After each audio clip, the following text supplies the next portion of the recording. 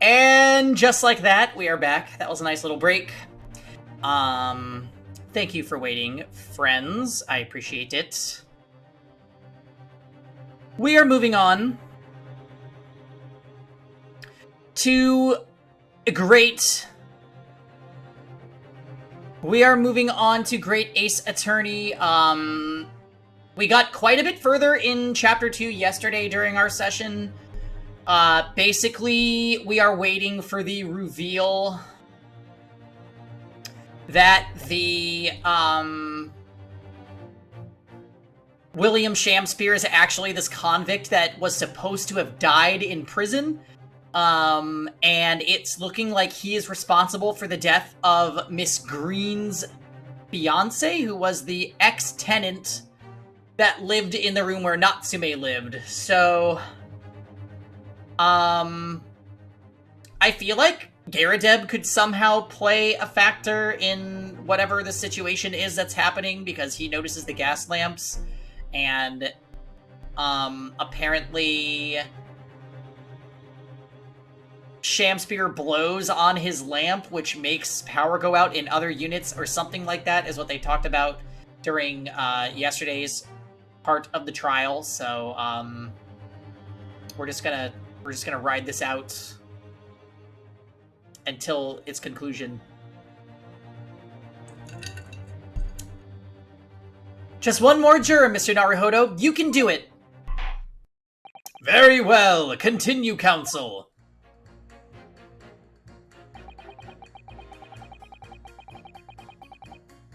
Okay. So now we are pitting... We already pit the young man against the old man, right?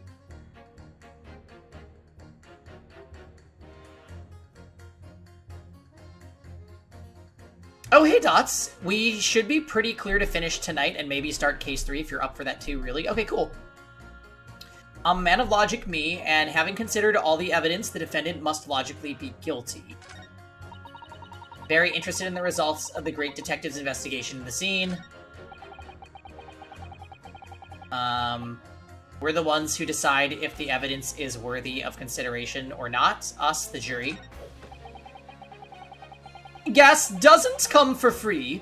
It costs a fortune to deliver it around the city and maintain the pipes.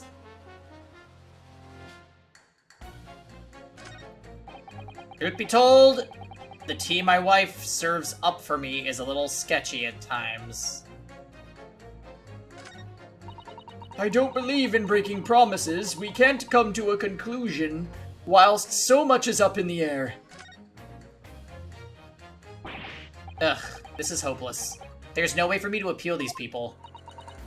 I do think the only way we shall overcome this difficult situation is by exposing the way in which Mr. Shamspear was really poisoned. We already did that, didn't we? We have to prove that it happened some other way. But we already did.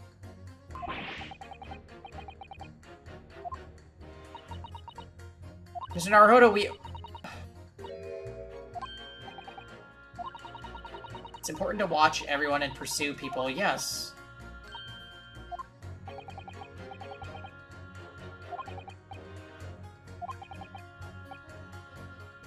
No, we already did the part where we pressed and then pursued the person that was acting weird.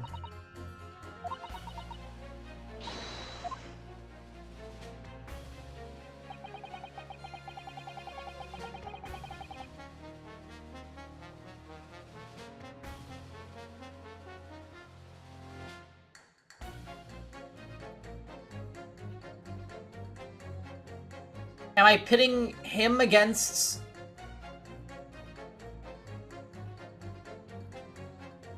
Maybe him against the gas woman?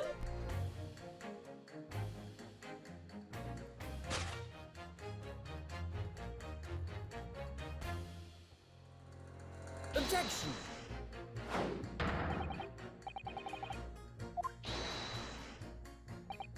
My lord, as foreman of the jury, I must object. Being their leader, it's my duty to stand up for all jurors here present. Stand up for them I will.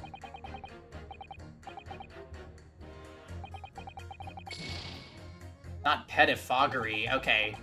So...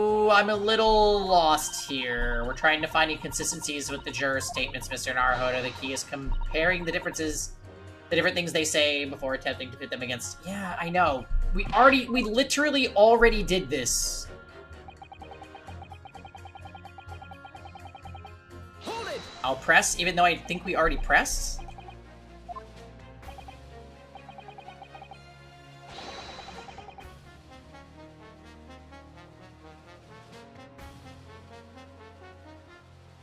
There's no room for doubt. It's all pointing at that Japanese man with the big mustache.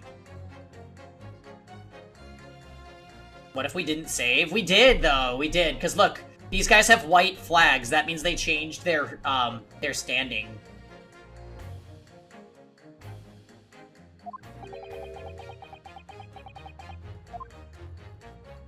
Okay. The defense just demonstrated another possible explanation for the events on the night in question. What do you make of that? What? Your so-called skin prints? It's an exciting new forensic investigation technique developed by the great detective himself. Numerous handprints on the wall are clearly out of the ordinary. And if Mr. Shamspear had indeed put his mouth to the gas pipe on the night in question, it can't be denied that there's a possibility that's where the poison was. Well, yes, I won't deny that it's playing on my mind.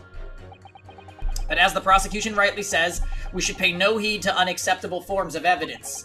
And besides, yes, even if the fellow has been up to some mischief with the gas pipe dozens of times before, it doesn't mean he got up to the same shenanigans on the night in question, does it?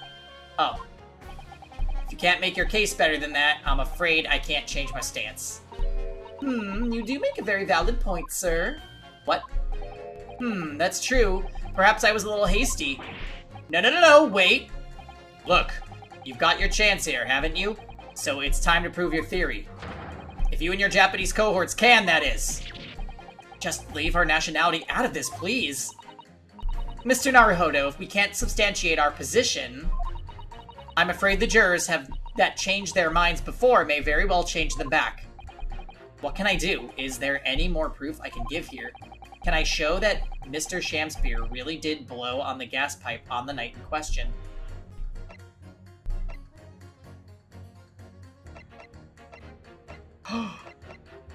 The testimony! Garadeb looked at the lamp, right?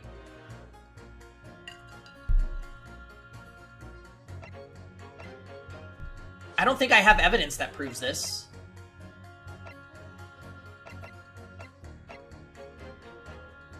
Unless...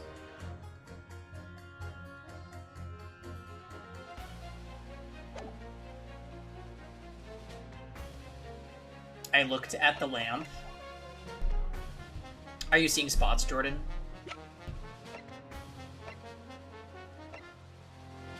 Alright, we're gonna call Garadeb for testimony. No, in truth, I don't have any evidence to support my theory. However, did you see the Mavier art in FEH? Oh, I didn't. No. Can you post? No, I saw his dirty lip marks all over it. Ugh. You saw his lipstick. There is witness testimony that substantiates it. What's that? Testimony? This is incredible! Whose testimony? Yes, it's all connected. Everything is linked. A person whose testimony revealed details about the gas in the Garadeb residence last night, namely, Mr. Garadeb.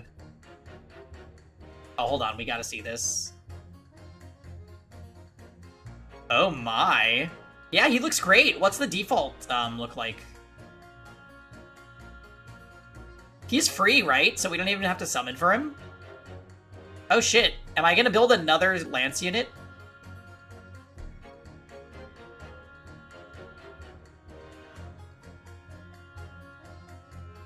Take that! Well, Mr. Foreman, does that convince you? Fuck. No, okay, it's not Garadeb. It's the guy with the enormous chin. This is the default. Aw, cute. I always liked Mavier. Well, I guess most Ks do, but still. I chose the wrong person. My bad. Oh my god, they are not gonna make me click through this whole thing again. Actually evil. I kind of wish that you could skip when the game does this silliness. Okay.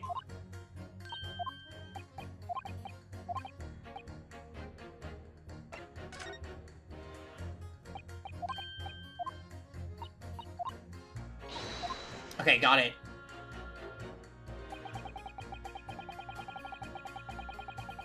Hold it! Okay.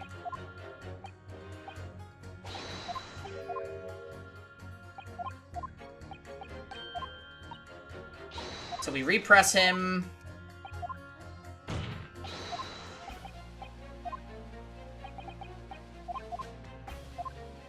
Okay. I can't believe it didn't just let me choose a different person right there.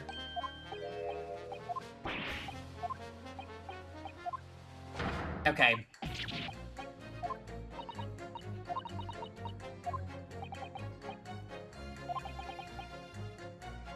Supporting testimony.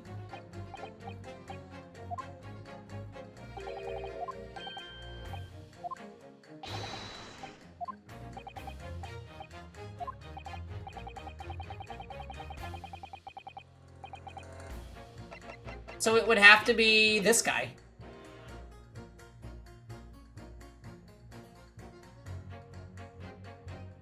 Take that! No way! Am I just way off the mark? I don't think he was listening. Rest assured, counsel, I shan't let such nonsensical answers go without penalty. Wait!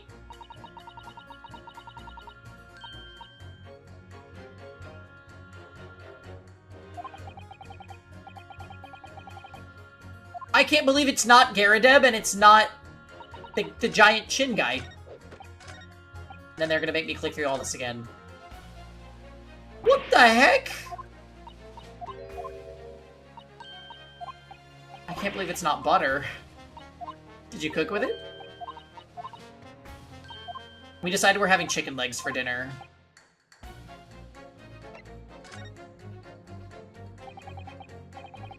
You can just go backwards on the juror statements. Oh, can you really? Oh, I did not know that.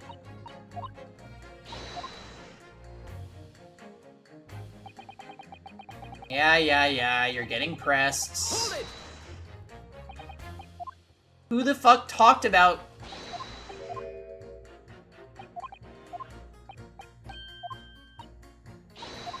Wait, is it Natsume? Didn't Natsume say he, like, was extra cold that... I don't know if he was talking about that day, though.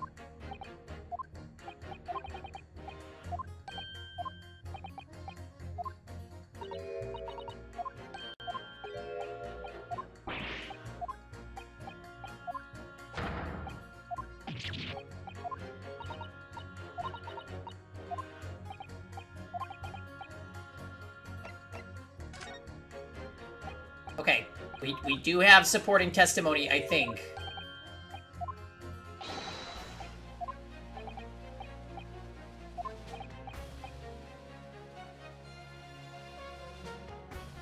Oh boy. It could have been him himself?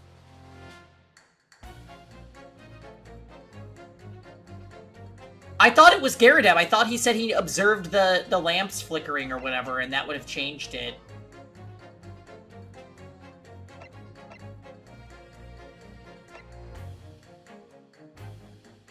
And it's not him, even though he was supposedly spying on them. It's...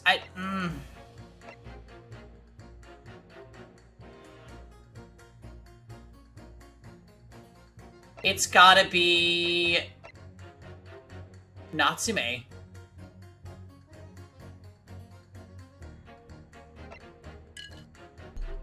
And if it's not Natsume, then it's gotta be Shamspear.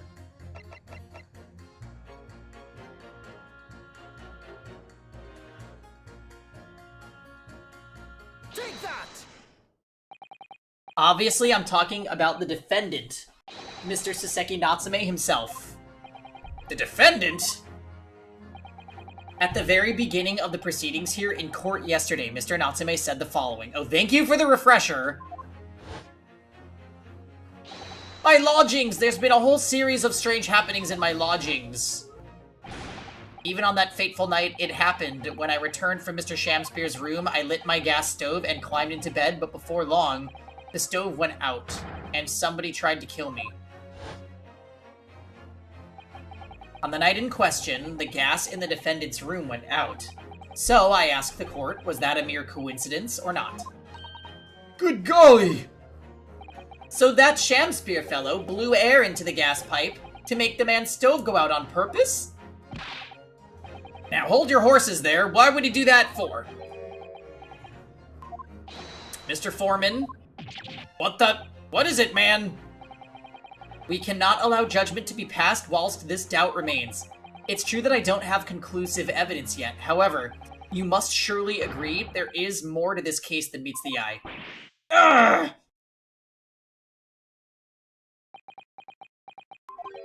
Fair enough.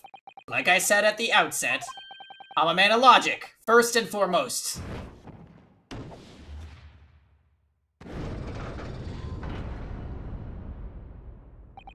That's 4 jurors leaning towards not guilty, my lord. We've overturned the decision. Therefore, the defense calls for the trial to continue. We did it! As the defendant has rightfully indicated, the summation examination has concluded with a majority of jurors altering their decisions. 2 jury members now call guilty, 4 now call not guilty. Therefore, the jury's opinion is conflicted, and in accordance with the law of this land, I hereby order the continuation of the trial. Mr. William Shamspear. My lord, how can thy humble Shamspear serve thee? What say you in response to the various revelations made during the summation examination? So God mend me, I do solemnly swear, I recall aught of either the lamp or the pipe. But the handprints have made a tidy mess all over the wall there. How do you explain that, eh? I am done with this. The dignity of this great courtroom has been sullied enough already, juror number 5. Oh, me?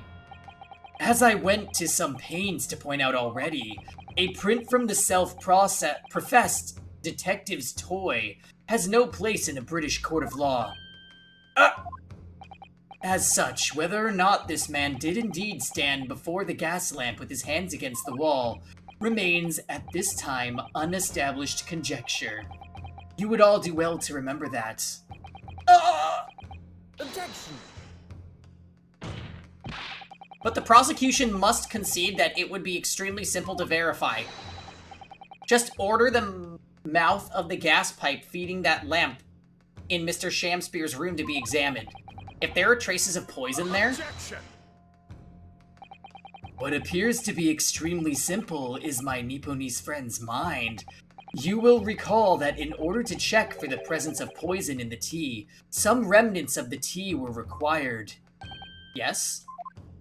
Therefore, it shouldn't be beyond your wit to imagine that if poison were to have been spread on the pipe, it would have completely evaporated by now, making an analysis impossible. I didn't think of that. In any case, counsel, I fail to see what could possibly have motivated the man to do as you describe. Why on earth would this fellow have wanted to blow air into the gas pipe where he lived?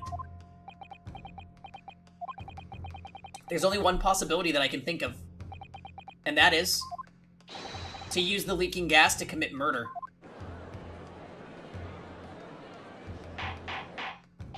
Order, order! Counsel! Precisely whose life do you propose this man was plotting to end? The answer couldn't be simpler. Now we've unraveled the mystery this far. Mr. Shamspear wanted to end the life of... Take that!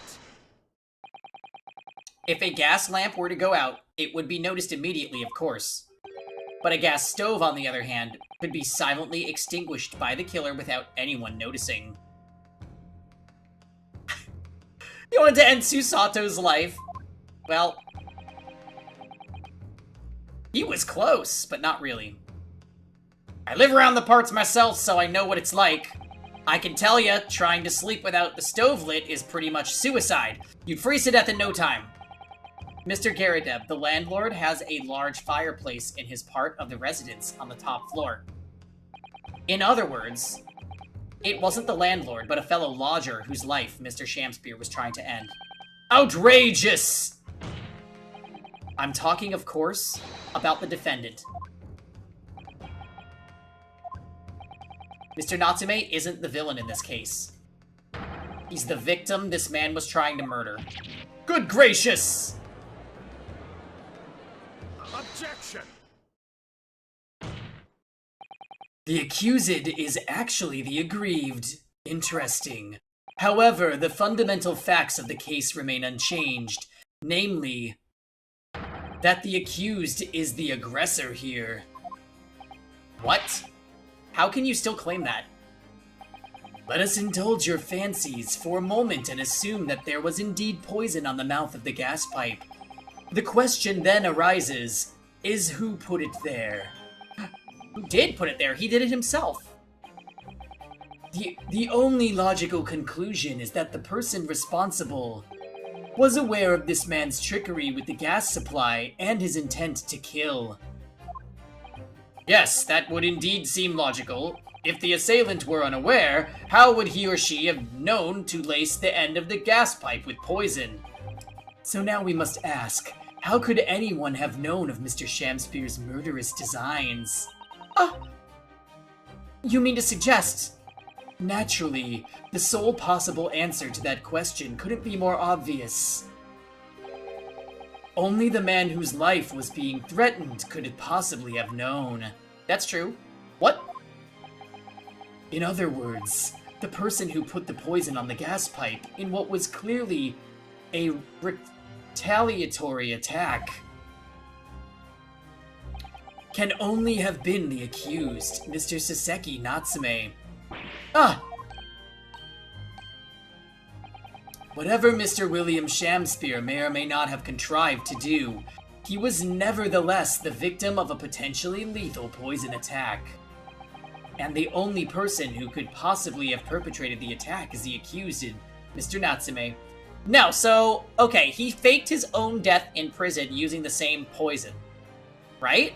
He faked being poisoned by Natsume, probably to make an alibi after they found Natsume's body so that they couldn't say that he did it.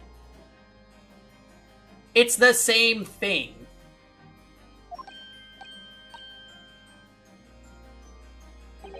The defense counsel's theorizing has failed to avert suspicion from the accused. Far from it. In fact, now that a clear motive for the poisoning has been successfully established, that suspicion is greater than ever. Would you not agree, my Nipponese friend?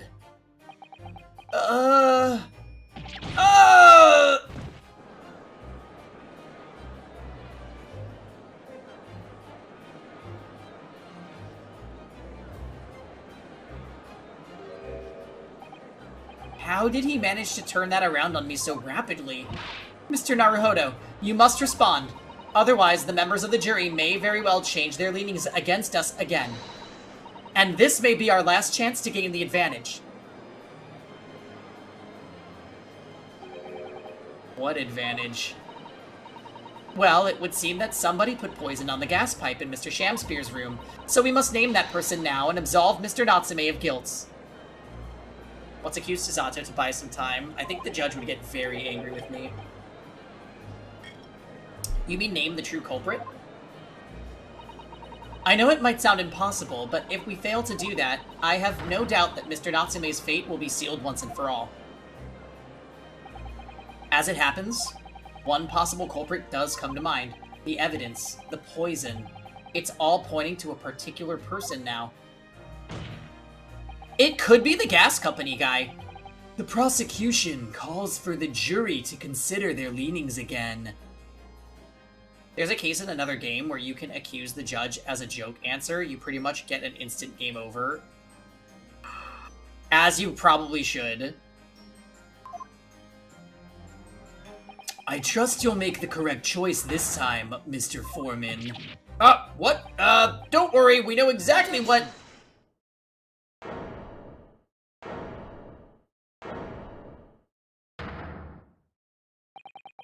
There is one other person who I believe could have been involved in all of this.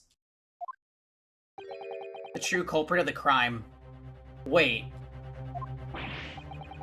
The true culprit! A term found only in second-rate novels featuring third-rate great detectives, my Nipponese friend. But why not? This farce has gone on for so long already, I see no reason to cut it short before its disappointing climax.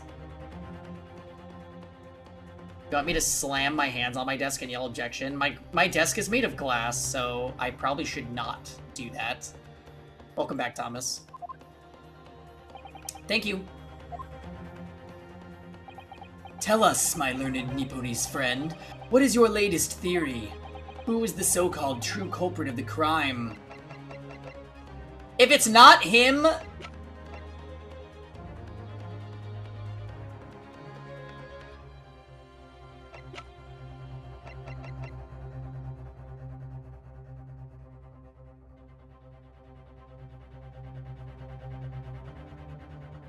She had poison. And she was talking to him earlier.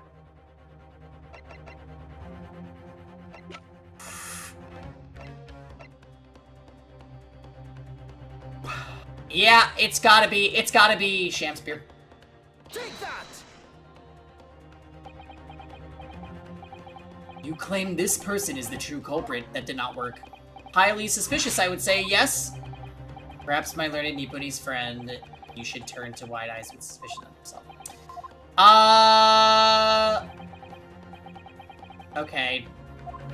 Okay, sorry, I said the wrong thing. Wait, is it Miss Green then?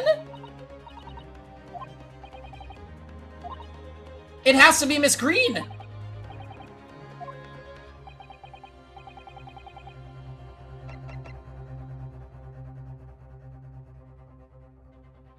Yes, it is, because the letter and the poison. Take that!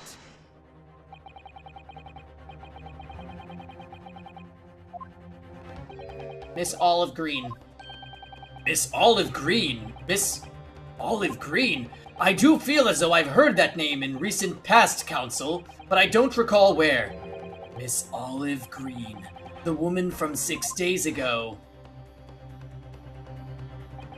The victim in the recent case of stabbing on Briar Road, an incident for which Mr. Natsume was arrested, I hasten to add. Oh, of course, yes, Miss Green. She was left comatose for some 3 days, I believe, but I hear she regained consciousness 2 days ago. I hardly need remind the court that Mr. Shamspear's poisoning took place 3 days ago. Given that the woman was lying comatose in a hospital bed at the time, she appears to have a rather fine alibi. True, on the night that the incident occurred, Miss Green was in the hospital unconscious. So, on the face of it, it would seem that she couldn't possibly be responsible. But still.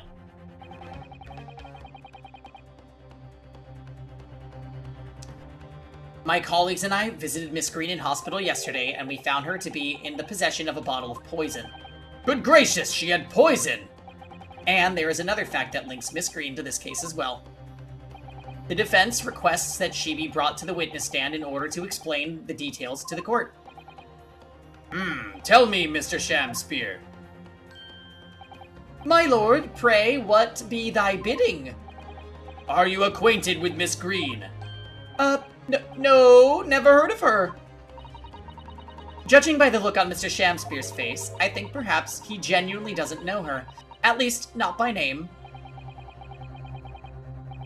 As the voice of Her Majesty's prosecution here, I adhere to my word. We will see my learned Nipponese friend's farce through to its conclusion. I appreciate that. The prosecution requests a short recess, my lord, in order to subpoena the witness and bring her here.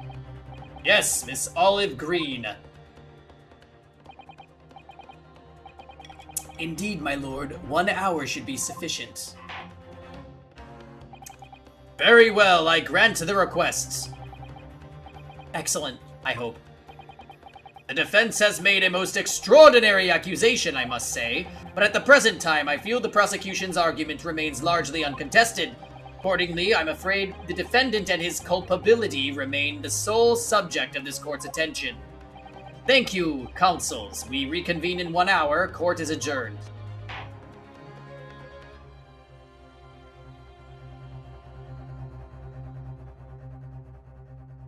Not 2 intermissions. Interesting that it's Miss Green. Because she was talking to Sham Spirit, so does that just make her an accomplice?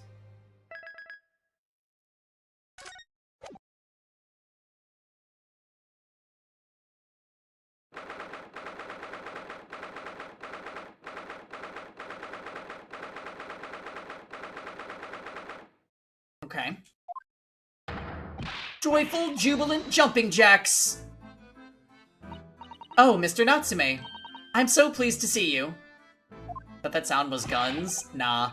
Just very loud typewriting.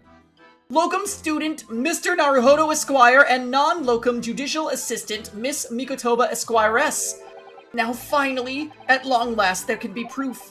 Proof that I'm innocent, and proof that my tea is innocent. Ah, good morning, my dear fellows. Herlock Sholmes! May you drink my tepid tea and fall forever silent. I thought the tea was innocent. Oh, Mr. Sholmes, you came. How wonderful. Please, save your derision. I know what you're all thinking. Good morning, he says, when it's very nearly time for luncheon. Your scorn is written across your faces. Nobody said or thought anything of the sort. The truth is, I was determined that today would be the day. As sleep seduced me last night, I thought, tomorrow, for once, I shall not oversleep. I'll rise early and be present in court to support my companions. He's a booze hound? Well... Speaking of, how was your wine-induced nap, Quinn?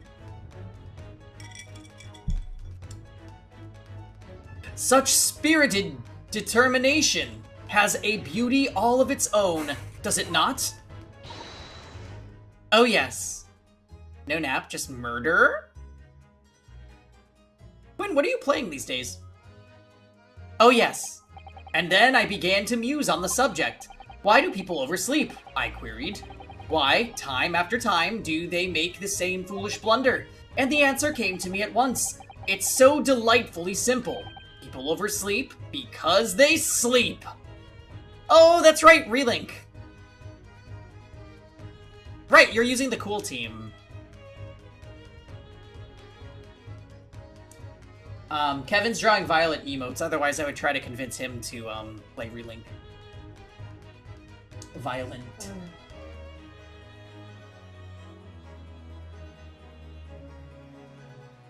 He's drawing a rat looking for a food. Of rats. Well, is that not an astute insight into the matter?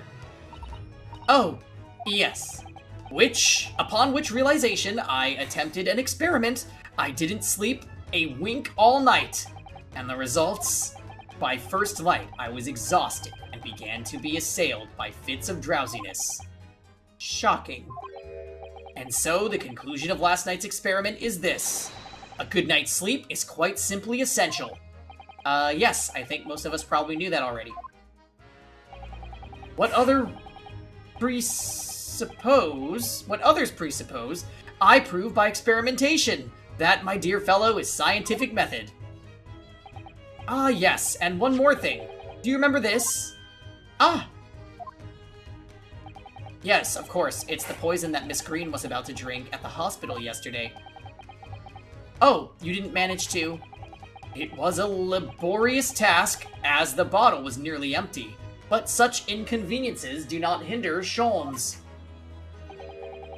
I managed to confirm that it contained strychnine. So I was right. Perhaps, though, of course, such circumstantial evidence doesn't prove Miss Green's guilt. I shall leave the bottle in your care now. but licking the inside of the neck is not recommended. Got it. Could I have a word? Oh. Gregson, how good of you to come! Forget it. Excuse me. Wait a minute, Inspector. I, don't wish to make a nuisance of myself. Look on your face, I'd say it's someone else who you think is making a nuisance of himself. My dear Inspector, please speak freely. Pretend that I'm not here. Believe me, if I could do that, life would be a whole lot simpler for me. Do you have the results, Inspector, of the investigation of Mr. Shamspeare's room? Not yet. Shouldn't be long now, though. No, I'm here about something else. The dead convict, actually. Oh, you mean the man from this newspaper article we discovered yesterday in Mr. Shamspeare's room? The man by the name of, yes, Selden. I went through the archives at the yard and dug out the fellow's file. There's something in there that, well, it caught my eye. Something that caught your eye? What, Inspector? What? I've copied out the relevant parts for you, so you can read it yourselves. Thank you. The capital offenders file has been added to the court record. Okay, what does it say?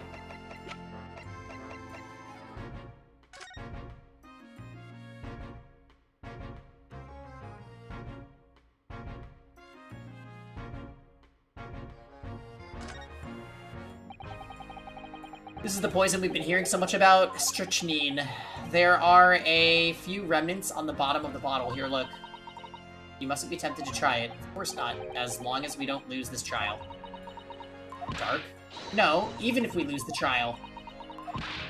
No, we mustn't lose the trial in the first place, Mr. Naruhodo. Up your mind, Susato-san.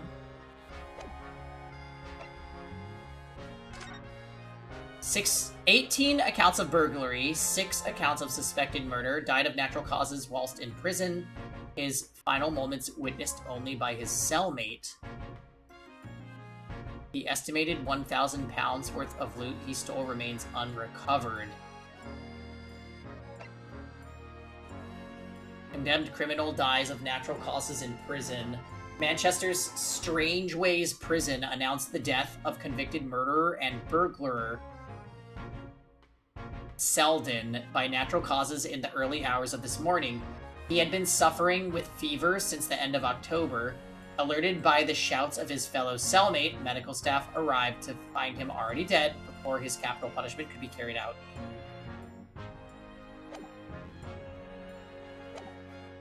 Okay. These documents include the details that were in the newspaper cutting we found in Mr. Shamspeare's room. I'll rearrange everything in the court record so we don't have duplicate information. Why are you giving us a copy of this important file, though? Well, you're the ones who turned up the clue in the first place, aren't you? I'm just making sure things get handled in the proper fashion. Oh, Scotland Yard's workings are so wonderful. Indeed, my dear fellows, and the inspector here is a shining diamond in its crown. A shining diamond in the rough, maybe. Look, I just didn't want to be beholden to a lawyer, that's all. Counsel for the defense and the defendant. Court proceedings are about to resume. Make your way into the courtroom at once. Well, I shall leave you then. I'll be listening with interest from the public gallery. Not nodding off at all. Certainly not. Thank you, Mr. Sholmes. I'm rather tired of seeing Mr. Mustache in floods of tears, personally, so the best of luck to you. Locum student, Mr. Naruhodo Esquire! Yes, Mr. Natsume? It's time, isn't it? Yes, this is it. Miss Olive Green and Mr. William Shamspeare. This is going to be the final battle.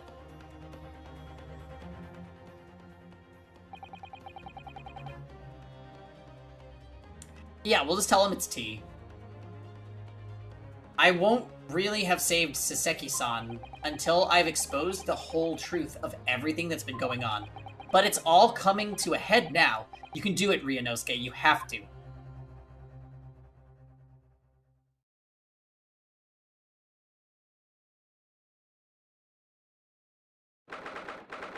Oh no, Quinn, more gunshots, hide!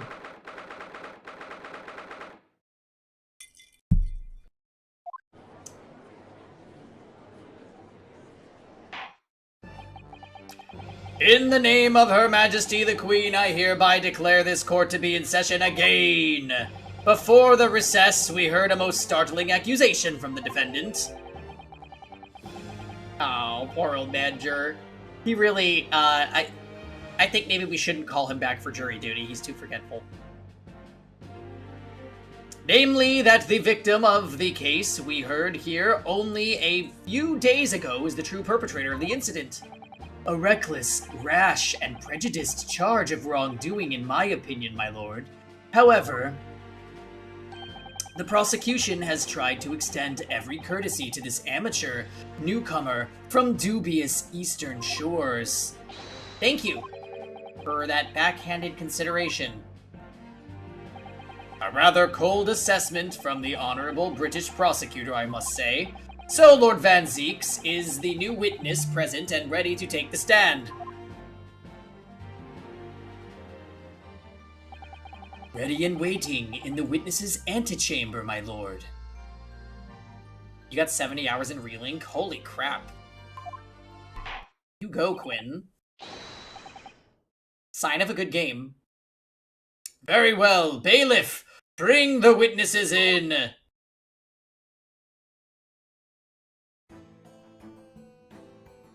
Not her painting while on the stand. Witnesses, state your names and occupations for the court, please. William Shakespeare, my liege. For mine occupation, I can say only that I be a tragic victim to be pitied. Currently unemployed, in other words. I'm Olive Green. I'm a fledgling artist. Well, no. Not a fledgling, really. A hopeless failure who's too weak-spirited to admit she has no talent, I suppose. Also currently unemployed, in other words.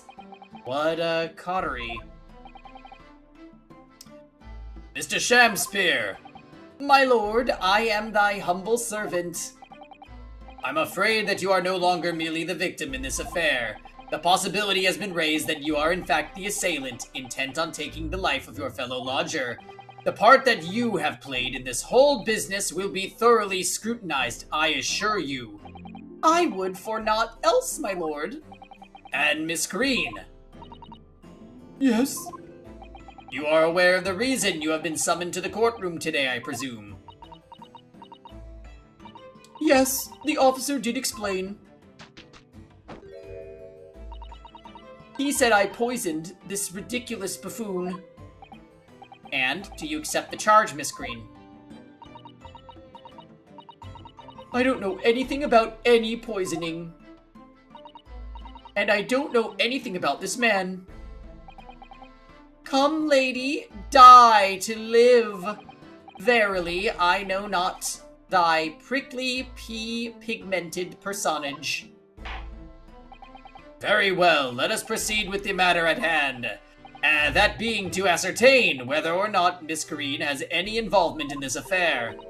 It's all very strange indeed. Why do you suspect me? I barely ever go to the East End anyway. It so happens that I passed by that neighborhood 6 days ago, that's all. Oh, that's a lie.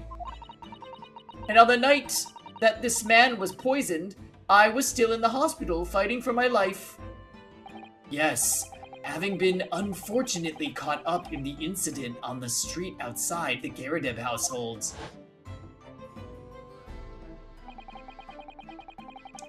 I definitely don't know if she's an accomplice or if she is an assailant. I feel like she has to be an accomplice.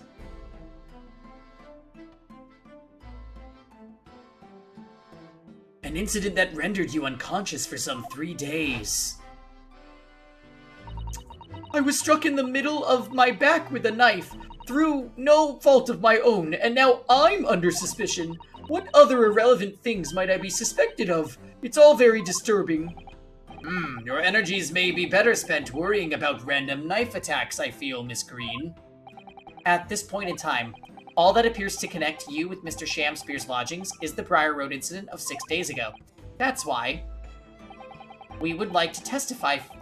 We would like you to testify formally now about exactly what happened. Oh no! The incident 6 days ago? You mean you want me to relive that awful accident? Random snake attacks? Well, yeah, that's a you thing, dogs. Unfortunately, yes. Please tell the court what happened that day. And of course, we will be interested to hear from you about your movements that day too, Mr. Shamspear. But what happened 6 days ago is nothing to do with me being poisoned. Let us proceed, then. The witnesses will present their formal testimony to the court on the subject of the incident that took place on Briar Road the evening of the 17th of February. Yeah, Dots, it's a crazy story. I would be horrified if I found a snake in my home.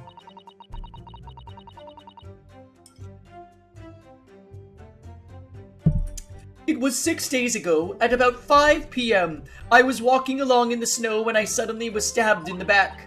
Coincidentally, it happened to be just outside the house where the men in this case have their lodgings. Not a coincidence. I was at the tavern on the eve of which thou speakest, for I had bespoke my supper. I think that might be the safest play, Dots. We gotta make sure, right? Leave no stone unturned. Avoid all snakes. Thank you. Although your kitty, found the snake for you last time, right? So maybe they will again.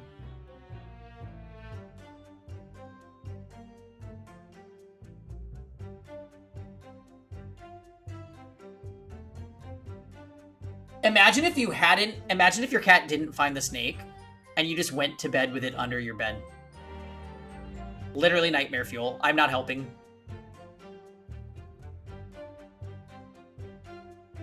I'd literally never sleep again. Yeah. Yeah, Diamond. Do you ever have those nightmares like, oh my god, what if like spiders or snakes are like under my bed and they crawl on me?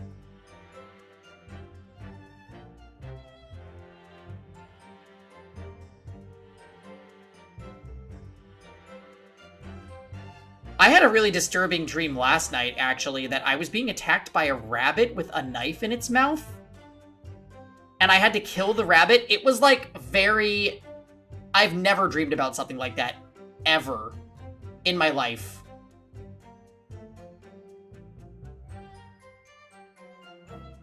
I actually had a huge spider on my blanket once when I woke up, and when I was a kid, one was literally hanging over my face. That is disgusting. I would actually scream.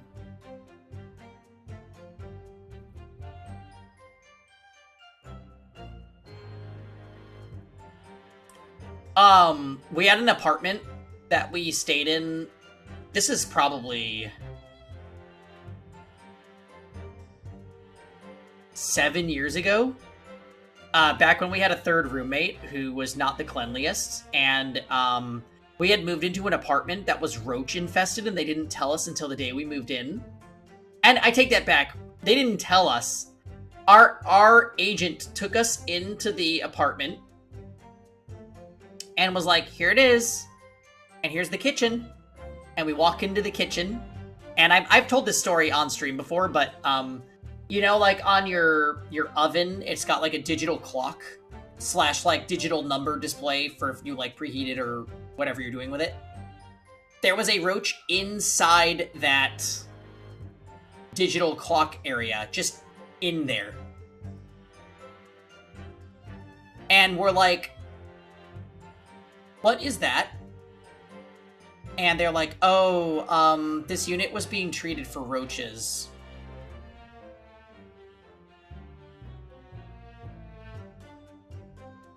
So,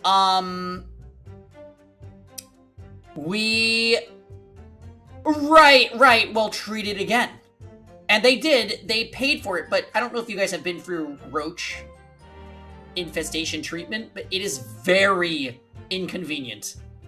You have to take everything out of your pantries and put it somewhere else while they essentially spray the shit out of everything. But even if they do that, if you have drains or anything that heats up, they just go in there and they hide.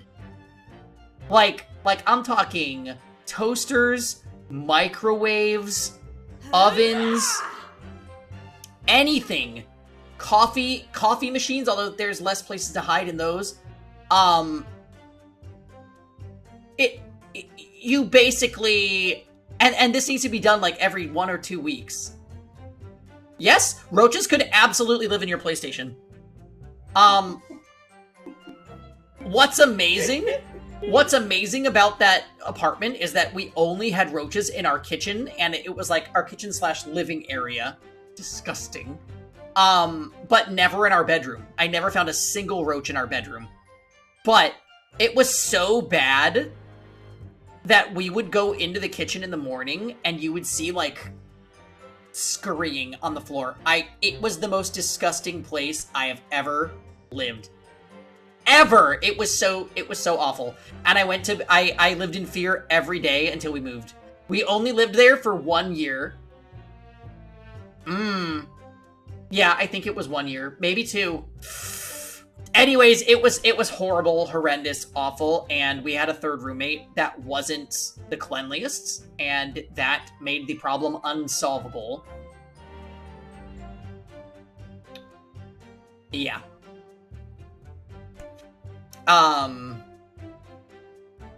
Yeah. It's that one. The one who had the dog that we took care of because he was a fucking shithead that shouldn't ever have to care for another life.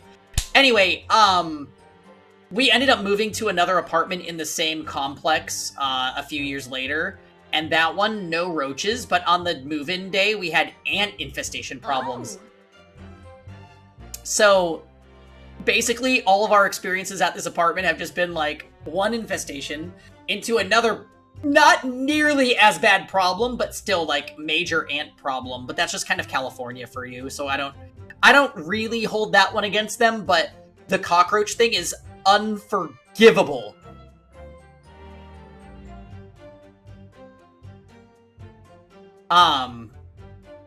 And funny story, so, that third roommate ended up popping on us that he was moving out a month before our lease was up. And Kevin and I had to scramble to find somewhere for us to live by ourselves. So we ended up taking the unit that we currently live in, which is a much smaller apartment in the same complex.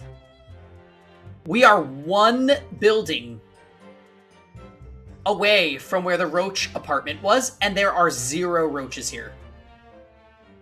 But I'm not even kidding you. We go towards that building, because that's where the dumpster is, and we see dead roaches in front of the building, like in the parking lot. So that building is still fucking cursed. But just being one building away from it, we have no problems. We also don't have a nasty third roommate. But still, it's like, how can we be this? Why is it only the one building? Yeah. No ma'am. No ma'am.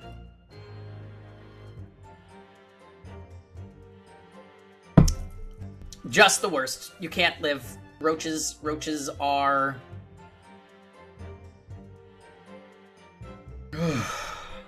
Anyway, that was a tangent. Sorry.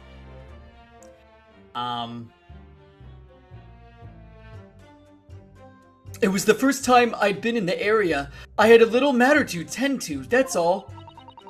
Anyway, I was admitted straight to hospital, so I knew nothing about all this business.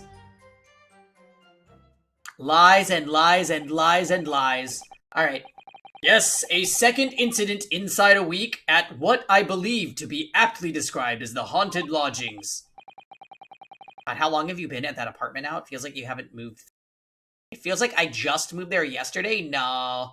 We moved here in fall 2020. So we've been here for 3 years. And I want to move so bad, but I can't afford it. Yes, she is literally sitting on a throne of lies. We're just gonna press the shit out of her. I know, time flies. Do you know how many video games I've streamed and beaten in 3 years? a lot, and I'm very proud of myself.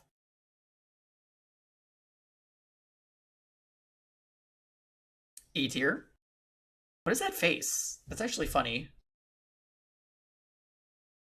E tier help. Kevin's drawing chaotic emotes, and I can't stop him.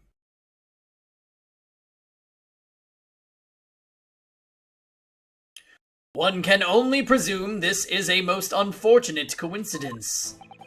Meanwhile, you say you were not in your room, Mr. Shamspear. 'Twas the following morn when I did awaken that I learnt of the dire events.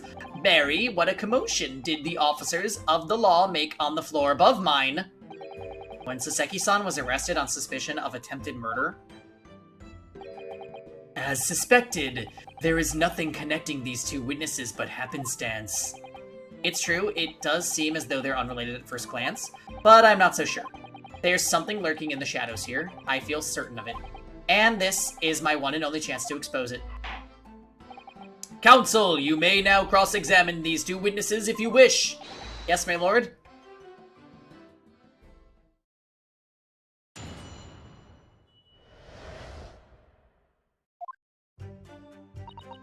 It was 6 days ago, about 5 p.m. I was walking in the snow when I was suddenly stabbed in the back. Hold it! You love them both. I'm not crazy about either. I'm well acquainted with the case. I'm sorry you had to go through that. It was awful. I still can't believe I was unconscious for so long, and I woke up to find that the case had been solved and the culprit arrested. Yes, the incident has been resolved already. Perhaps it would help you to consider it a bad dream that ended with your awakening, and should now be forgotten. Yes, I suppose so. Thank you. But before you put it completely behind you, Miss Green, I need you to remember the details one last time. You must tell the court exactly what happened that day for us to arrive at the truth about this new case. The trouble is, there's nothing to tell, really. I was just walking along the pavement. Coincidentally, it happened to be just outside the house where the men in this case have their lodgings. What were you doing there that day, though? What do you mean? The art school you attend? What's it called? Yes, it's the Thorndike Academy of Fine Arts. According to Mr. Sholmes, that's just in the vicinity of Brixton Road, which is some 10 stops away from the scene on the Underground. I believe you mentioned before that you also live on Brixton Road, isn't that right? So why, then, would you have been walking along Briar Road in the middle of the East End? Well, it's because, oh yes, of course, I thought it might make a nice picture. The witness is a student of art. City-dwelling artists can't all paint grand urban vistas. That's right. I happen to like the crumbling look of that part of town. Perhaps quaint would have been less of a grading term. The point is, she's definitely hiding something. Yes, it seems she's not going to be forthcoming with the truth. If she's trying to hide why she was there that evening, it must mean there's a reason for her not wanting us to know. That's the key to this. And you, Mr. Shamspear, on the evening of the incident 6 days ago? Would you tell the court what exactly you were doing? 'Twould be my pleasure, sire.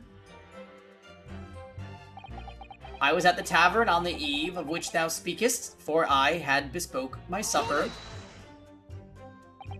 A tavern, you say? Which one? 'Twas the Slug and Salad where I did tarry. 'Tis a jewel in the East End. And a little unexpected, I feel. Hmm? What do you mean, Lord Van Zeeks? The Slug and Salad offers unusually fine dining, for the locality at least. Not an establishment you'd expect to be patronized by a man with not even a crumb of bread in his room.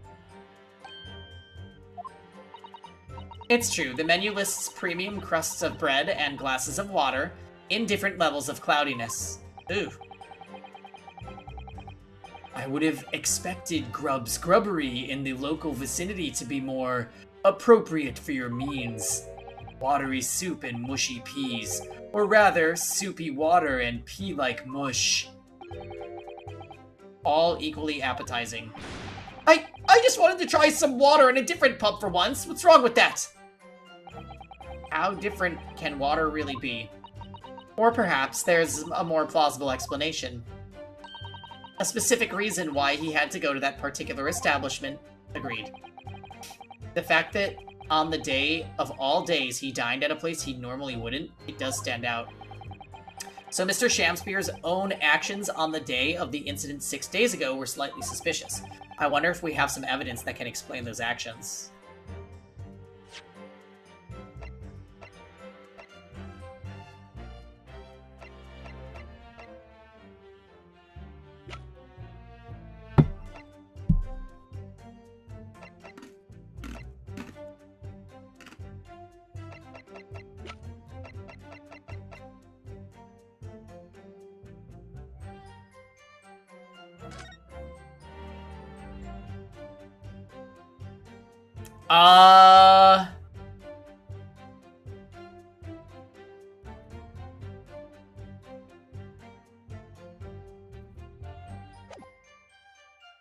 That date matches.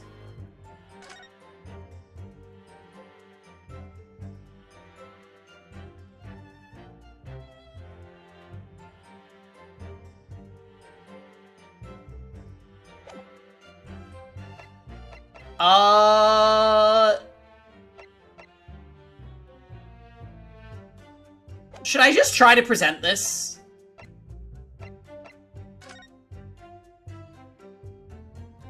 Mr. Shamspear?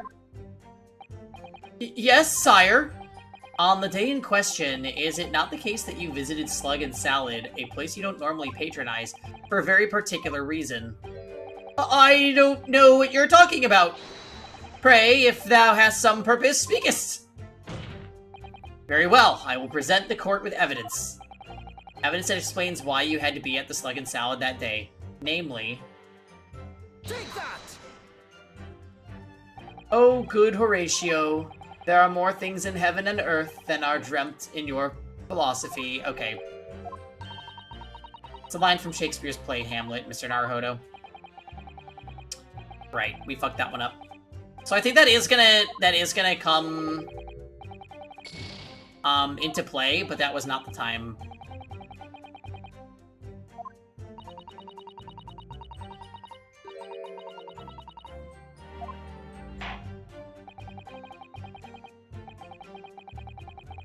I don't think I have evidence that would explain why he went to Slug and Salad. Not yet, anyways.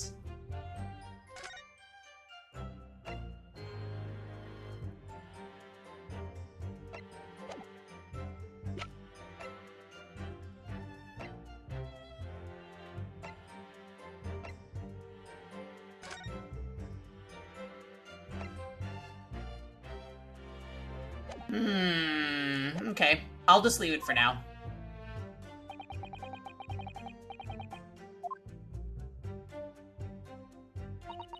It was the first time I'd been in the area. I had a little matter to attend to, that's all. What little matter, Miss Green? Please elaborate. It was nothing, really. It's not worth mentioning. If you remember, you mentioned it to us yesterday at the hospital. It was related to the card you were holding.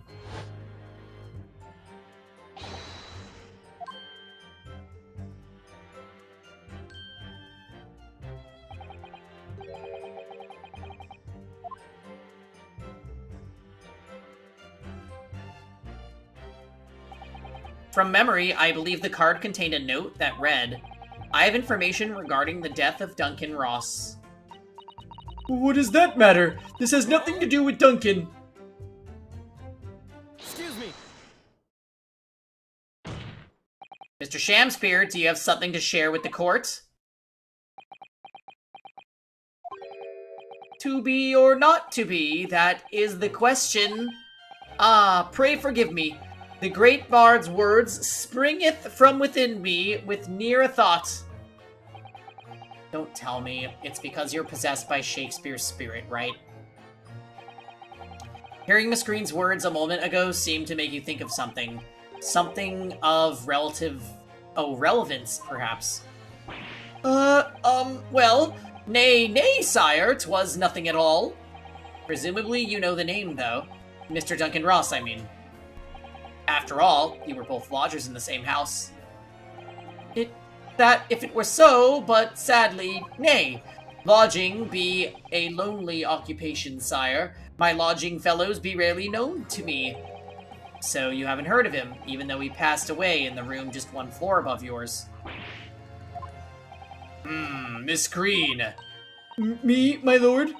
Have I done something wrong? The card that was mentioned before, containing the note. Do you have it upon your person? This is the evidence I need. I do, yes. But I don't need it anymore. In fact, I should throw it away, really. Before you dispose of it, the court will take it as evidence.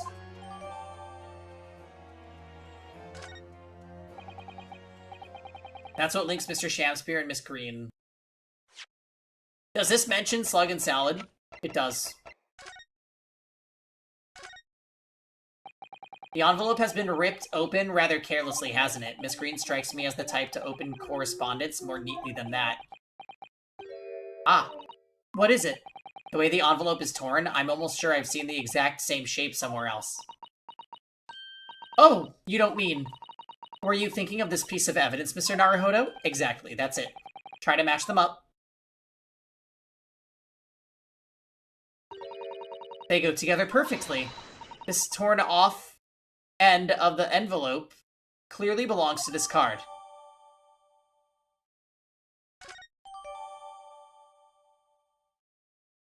Okay. Wait, why can't I read the note?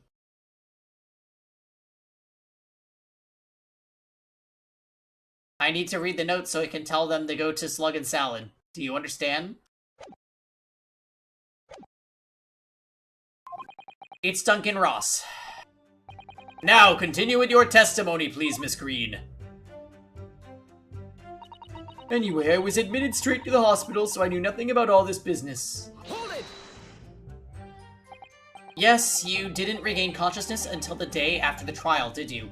In the early hours. How could I have anything to do with it? And yet, you still hauled me in here to court like this, honestly! So at the time of the poisoning, the witness was unconscious in her hospital bed. Could there be a more airtight alibi, I ask you?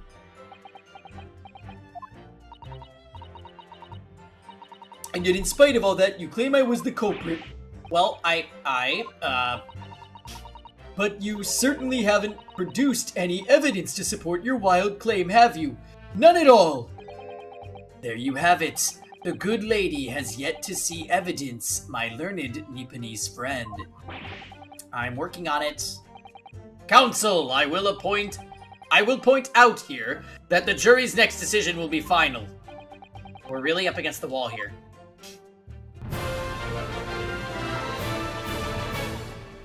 Cash! Thank you for the 18 months.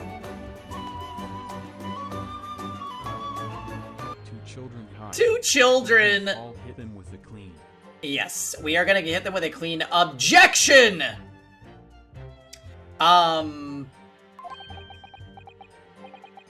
We are getting to the bottom of this Chapter 2 case in Great Ace Attorney 2 tonight, and it is going very well. Okay, yep. She's trying to... Yes. Yes, I know. I need to figure out where to use this new evidence, though.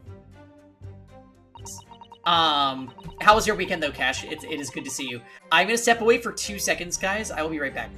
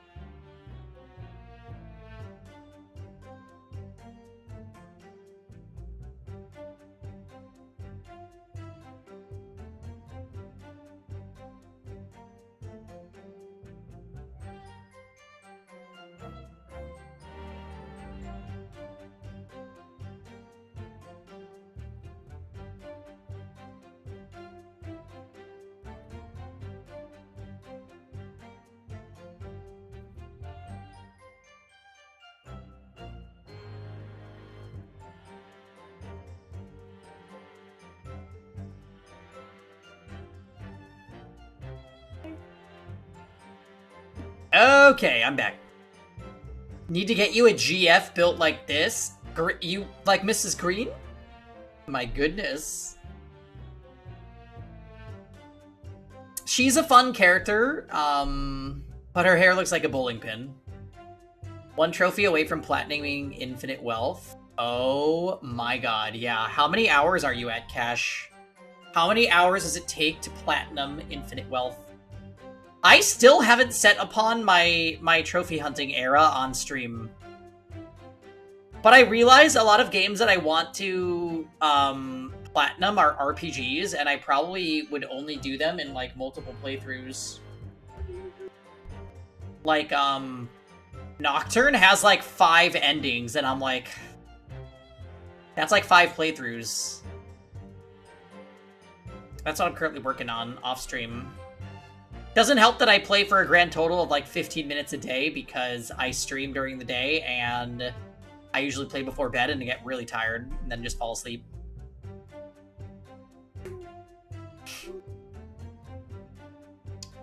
Okay, so we have new evidence.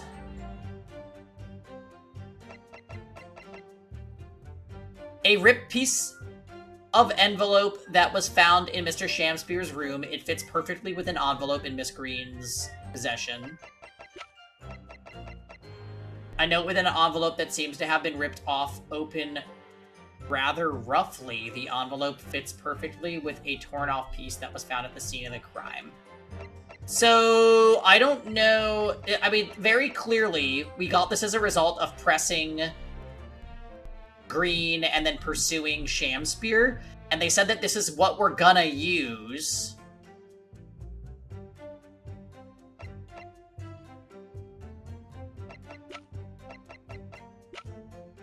But I'm not sure where to use it.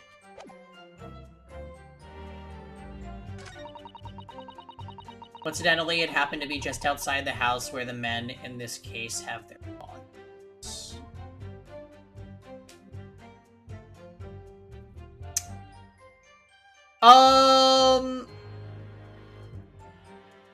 I mean, it's too much of a stretch, right?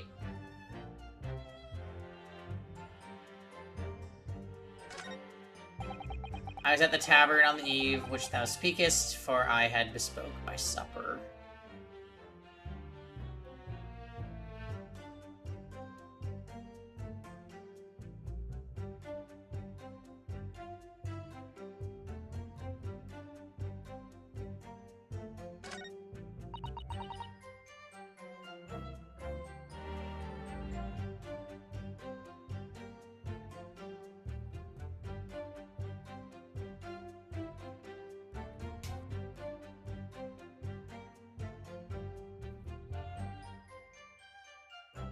I'm gonna present the torn letter. I think this is probably wrong, but let's just see. Objection. No shit. I'm wrong.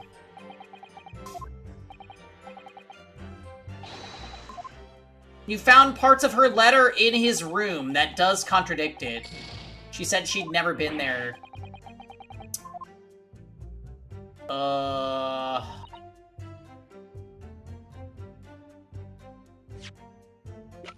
And it doesn't help that I have two pieces of evidence that are essentially the same.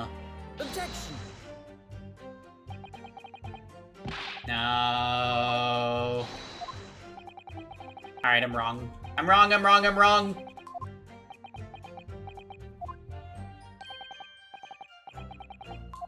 Okay. Shit.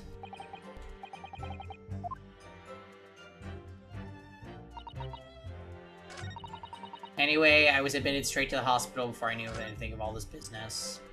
So maybe we go against Shamspear. We pursued Shamspear wonderfully there. It worked out well, hasn't it? I have a new clue. Now I need to pull off a really insightful objection somewhere. Well, as you've managed to expose this promising new angle, I wonder if you should perhaps try to develop that. Of course, yelling objection, right. Ah, jeez. Is she hinting that I have something else that I'm supposed to be looking at here? Like, why can't I examine what's inside the letter? For real. What if I examine this again?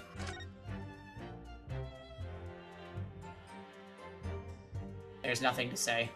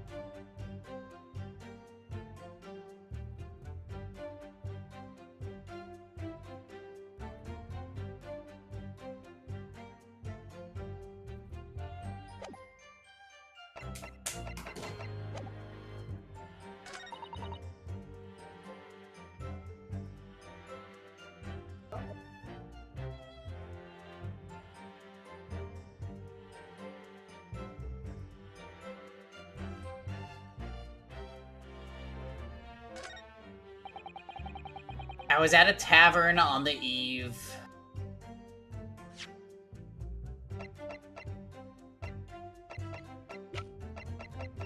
I don't think I know what to do with this.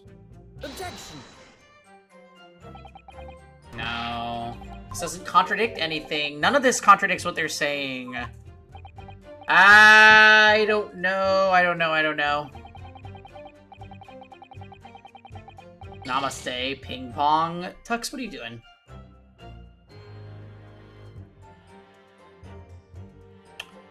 Oh my god, yes, Dots. I'm so stupid. You're right. I forgot that that happened. I woke up at noon? Wait, really?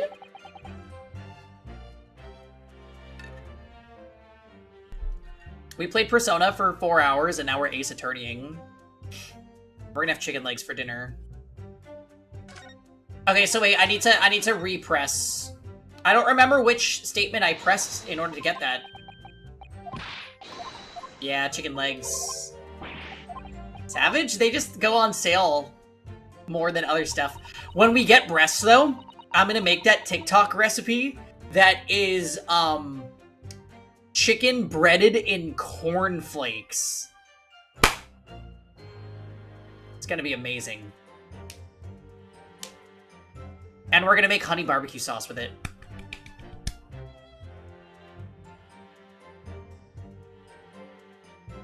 Yes! Nano, hey.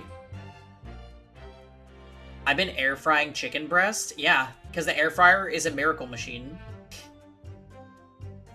I think I had something like that years ago and it was actually good. Yeah, because it mimics the texture of fried chicken, but it's without the nasty fried shit and oil.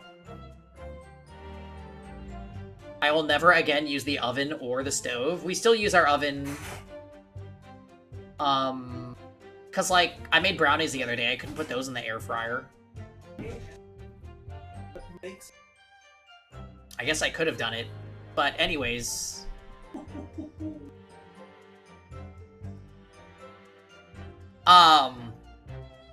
Yeah, like, when we don't want to, like, put a lot of effort into our dinner, we literally just season protein and stick it in the air fryer.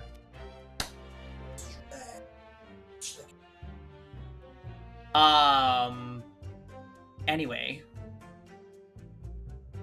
Was it this one that we pressed? Hold it! Hold it!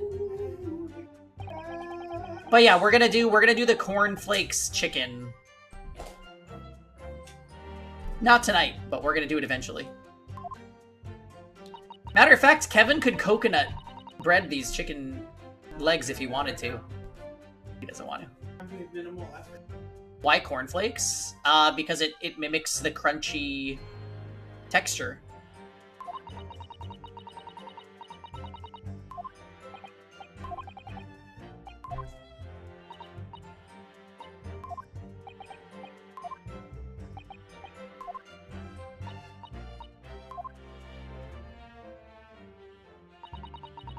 Yeah.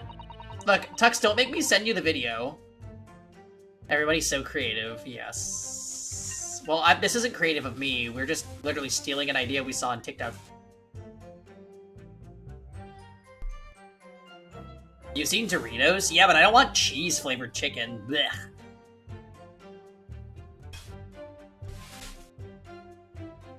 I happen to be just outside of these lodgings, so we need to just keep pressing until we get that decision again.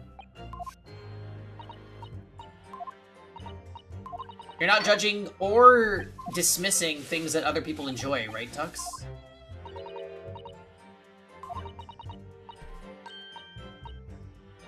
Why, yes.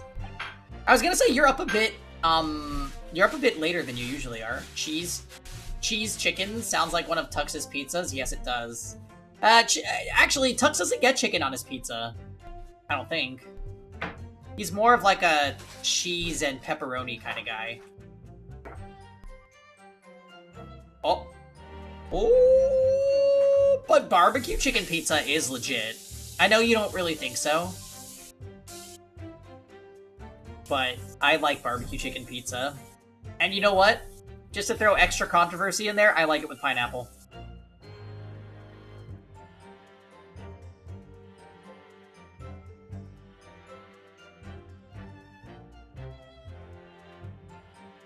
Tux, you're my best friend!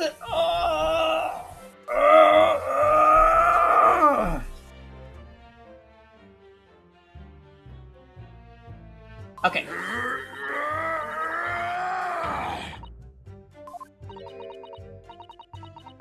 Tux eats pineapples and sardines on his pizza? Wait, he does? I've never actually had a sardine on my pizza. I feel like I might not hate it. Because it would just be salty, right? I've had shrimp on pizza, that's good. Not really the same thing at all, but I just wanted to throw it out there. Yeah, sardines are like... Oh, you're right. I'm thinking of anchovies. I guess you could still just do it with sardines. It's like the same, isn't it? What's the difference? Seafood stuff makes me want to... Oh, it makes you sick? Unfortunate. Kevin doesn't like seafood.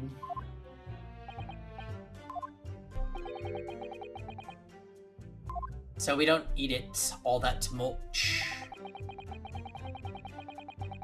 Hold it! Hold it! That cat cosplay stops here. Yeah, because of the seafood thing. Shamspear is still here? He is. We're getting to the bottom of the case, though. I already read all this text, that's why I'm not reading it aloud.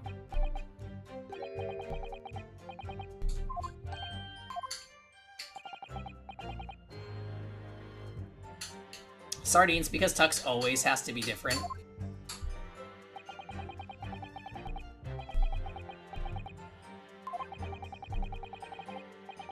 Well, Tux, in your defense...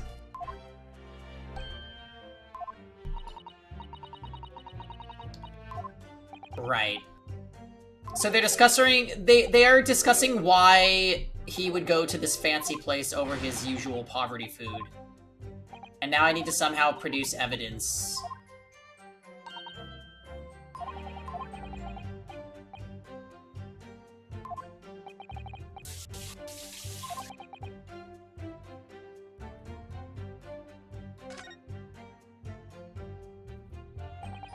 We love the Powerpuff Girls.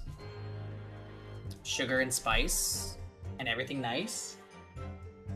Tux a bikini. Yeah, it's really kawaii, Tux. I didn't want to tell you that, but I just told you.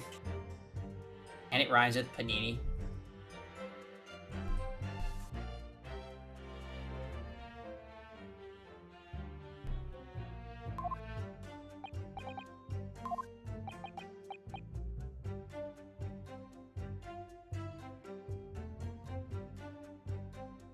Tuxayaya. Tuxamini in 90 days. That one might have some potential pushback.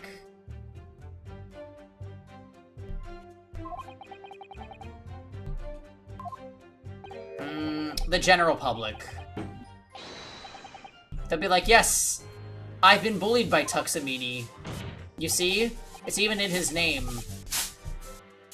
Now they're saying, I've been seduced by Tuxabikini. Tuxapini? Ooh?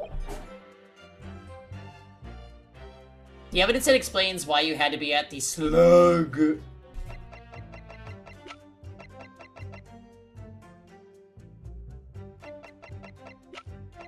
The first time this happened, did I present this? I think I did.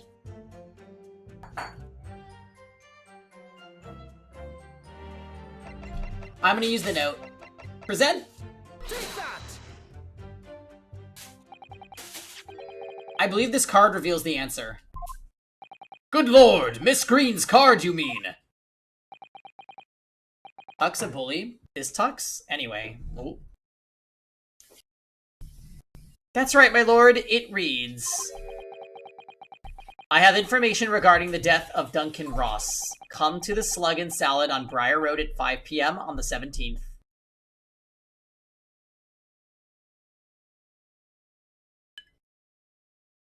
What does Taka have on his left hand? The back of his left hand?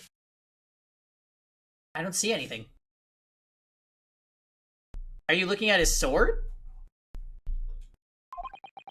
Don't tell anyone else about this letter or the meeting. It is a matter of utmost importance. Mr. Shamspear, your actions on the afternoon of Miss Green's stabbing are exactly as described in this note. Personally, I find it hard to believe that it's a coincidence. Don't you, Mr. Shamspear? Well? Excuse me? But you must be can I say something? Yes, Miss Green? That card was delivered to me. But you must be punished! It doesn't have anything to do with this odd man, does it? Well, you'd think so, yes, but it's hard to believe it's merely... My lord, may I? May you what, Miss Green? I'd like to make something very clear about that card. Yeah, she painted the arrow. Very well, you may amend your testimony to include details about this peculiar note. This note was delivered to me at my address. It's nothing to do with this odd man next to me here. Oh, well that's wrong. Here you go. Objection! The day before the incident, exactly 1 week ago now, this note was delivered to your address. And upon carrying out the instructions in the note, you found yourself in the hospital. Yes, I did. It's terrible, everything that's happened to me. Yes, it is terrible. If it's all true, that is. What do you mean? Miss Green, have a look at this, please. It's the torn off end of the envelope. Oh, is it?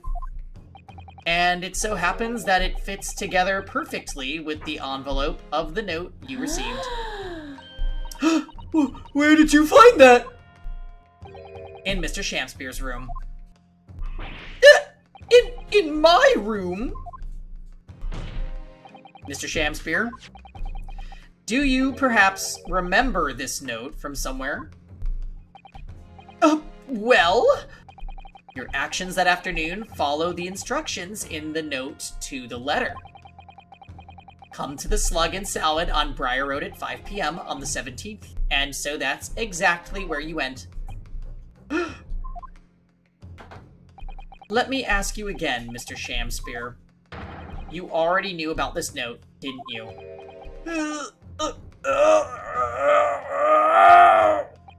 And you, Miss Green.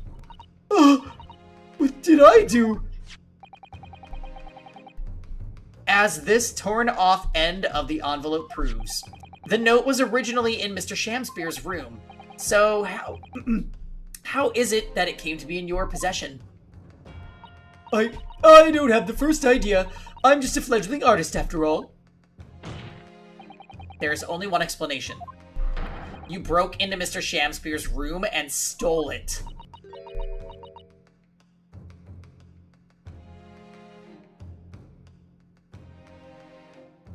Furiously paints.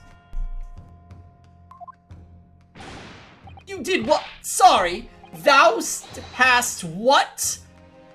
You broke, thou were in my room? What on earth do you want with me? Well, he killed her fiancé and she tried to kill him. It would seem that both witnesses need to testify again. People die in this game? Yeah, usually. In this case, it started out with this weird Shakespeare freak was attempted to have been poisoned, but he didn't, and so he was blaming this annoying Japanese guy that was in one of the previous cases for doing it, but in reality, it's looking like maybe this one tried to poison him because she's mad that he did something that led to her fiancé dying. Something about blowing on a pipe and it taking out a gas light, so it filled his room with suffocating gas and killed him. Anyways. Miss Green. Yes? Whilst you have the court's sympathy, I'm sure, for the suffering you have endured in recent years, anyone found to be giving false testimony in a court of law will be duly punished. Please bear that in mind.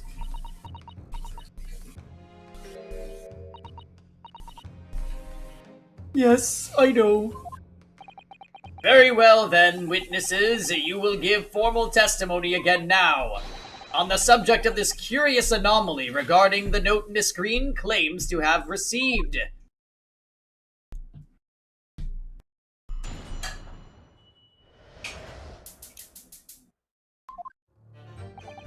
I do remember now, 'twas a week ago, pre-adventure, that note was delivered unto me.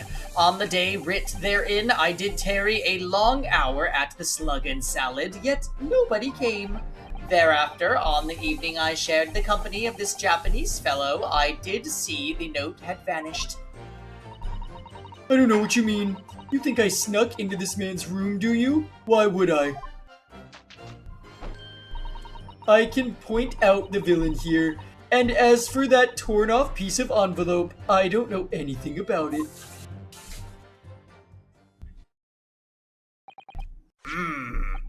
You now claim to have received this letter, do you, Mr. Shamspear?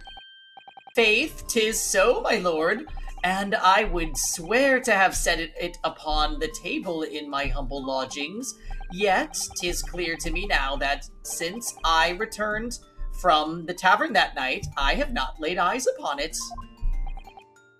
Judge's beard. I think his toupee is suspicious, because sometimes it flies off his head.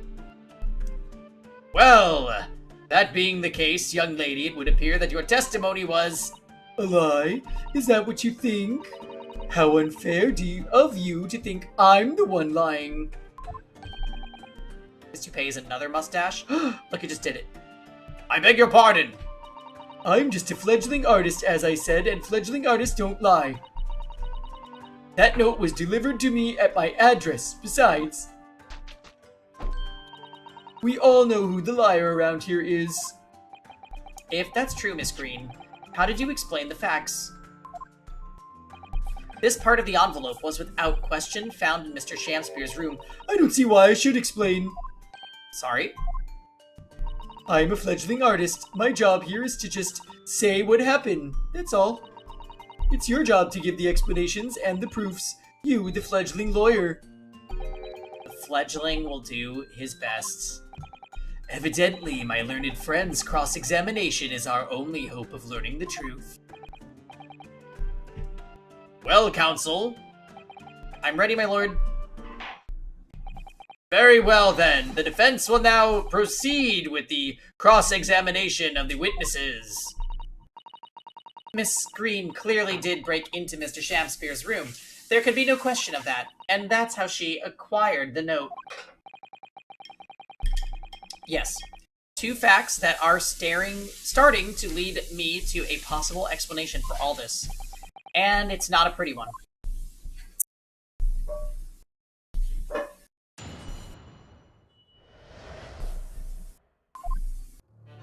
Okay.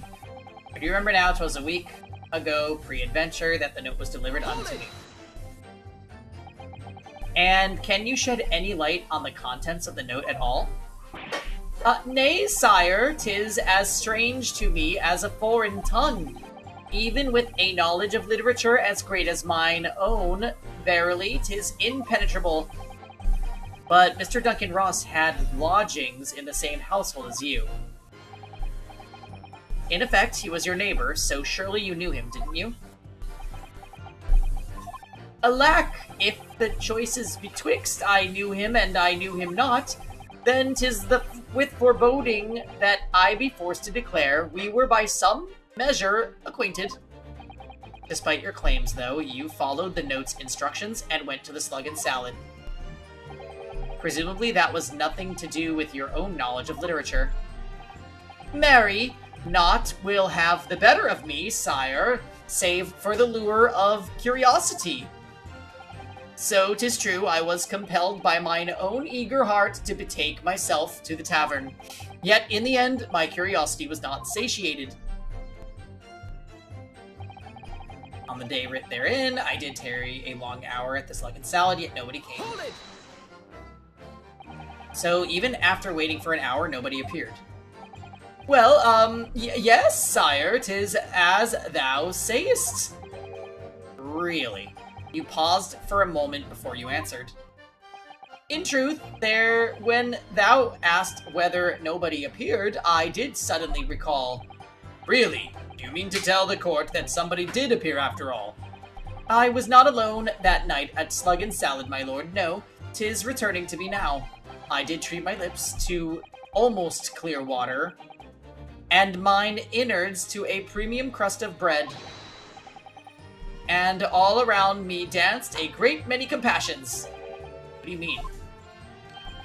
Flies, sire, flies! Yeah, I know, right?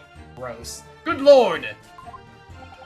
In the name of Beelzebub, what were they? Fairies, perchance, from a midsummer night's dream, come to taunt me. I think they were just flies. I can't help thinking that the flies ought to choose something more wholesome to buzz around. Is that wrong of me? Thereafter, on the evening I shared the company of the Japanese fellow, I did see the note had vanished. When exactly did you notice it had gone missing? Such idle thoughts near occupy my mind. I am busied with greater ideas. In other words, you didn't notice. Several days passed between your outing to the tavern and Mr. Natsume's visit to your room. Yes, it would appear that the note disappeared sometime in that interval.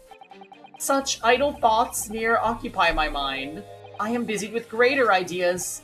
And yet, during that time, Miss Green was comatose in hospital, was she not?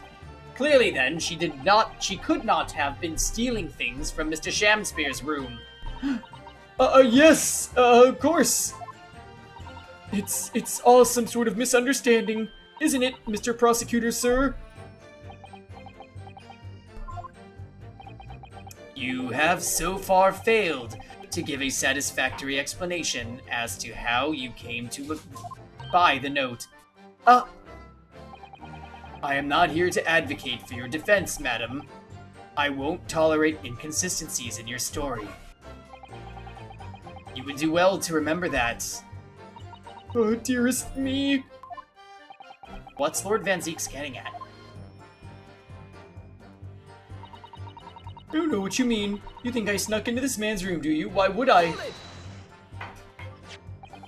It seems that this note was actually delivered to Mr. Shamspear about 1 week ago. Oh, does it? But for some reason, it ended up in your possession. I can't think of any way that could have happened except for you breaking into Mr. Shamspear's lodgings. Objection! But for what reason would the witness have done that? I won't deny that Miss Green's possession of the note would appear to defy logic. However, until and unless her involvement in this case can be proven in some way, any future pursuit of this note is meaningless. Miss Green could only have come to be in possession of the note by stealing it from Mr. Shamspear's room. And yet, there's no obvious reason why she would have done such a thing. What if there was some other reason she broke into his lodgings, though?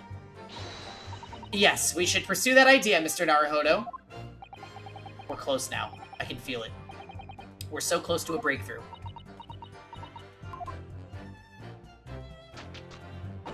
I can point out the villain here. As for that torn-off piece of envelope, I don't know anything about it. Hold it! So you don't want to tell the court the truth about the letter, is that it?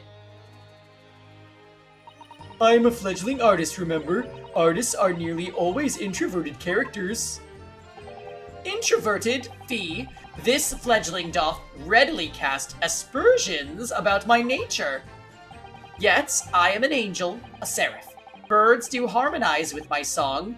The wind doth frolic on my wing. Oh, pity, wherefore dost thou accuse one so pure of heart, ample woman? I can't wait until this character is never on the screen again. Because I hate Shakespeare, and I hate reading it, and this is the worst. Pure of heart? I don't think so. Even a fledgling like me can see you're just a failure. Tragedy, thou shalt not know the true heart of an artist until thine instruction hereafter by death. Oh, the days, oh, the years, alas, to enlighten thee, thou must wait so long and in vain. Mr. Naruhodo, interject with some clever remark. This is your chance to shine. I'm no Shakespearean actor, Miss Susato. No, as far as I can tell, the only thing that's going to resolve this argument is evidence. Yes. It's clear that Miss Green did in fact break into Mr. Shamspear's room, isn't it? And that's where she found the letter. Yes. Two more or less foregone conclusions that led me to one terrifying conclusion. Terrifying? Yes. I'm afraid to say that the outcome of this cross-examination may well change how we look at this case completely.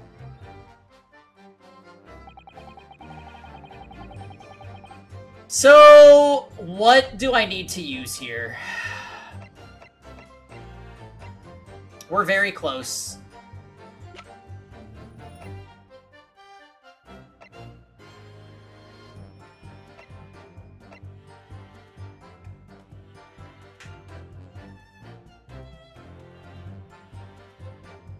What I'm thinking is, because the card talks about this guy's name, we might just use the picture. And I have only one little HP bauble left.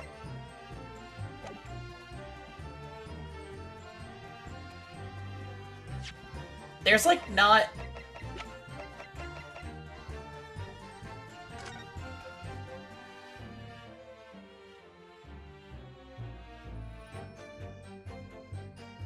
Okay.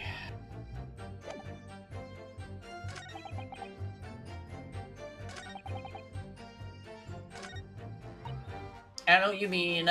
You think I snuck into this man's room? Why would I?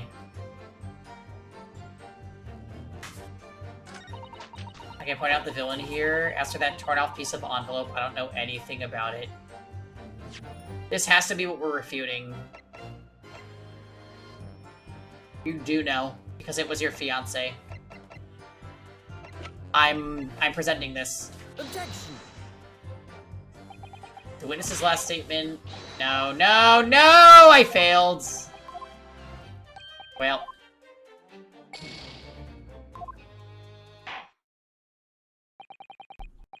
Yeah, that will do. We've seen enough. Guilty. Let me try again.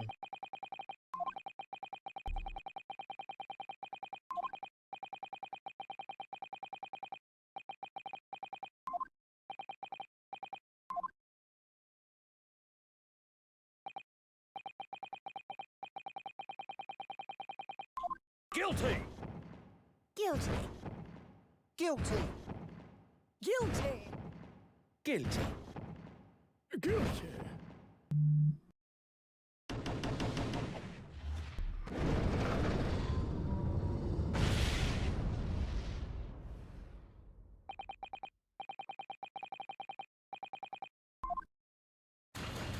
Dun dun dun!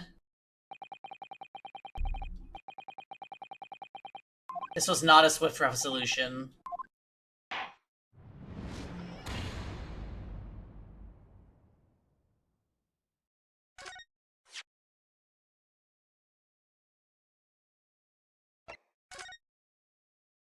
Okay, so what the hell do they want me to use here? You could argue that this is the good ending. Yeah, for real.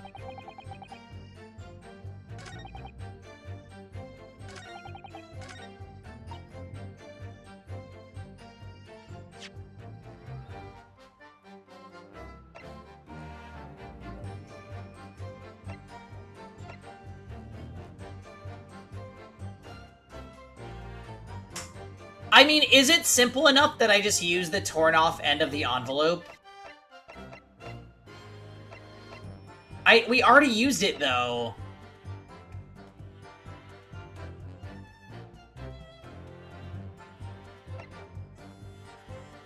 I'm honestly surprised that this wasn't the answer. This shows that he lived at Garadeb's and that she knew the person that's implicated by the note. Like, that just seems like...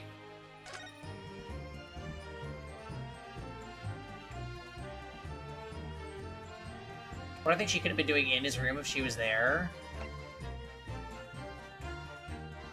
I mean, poisoning the pipe, I guess.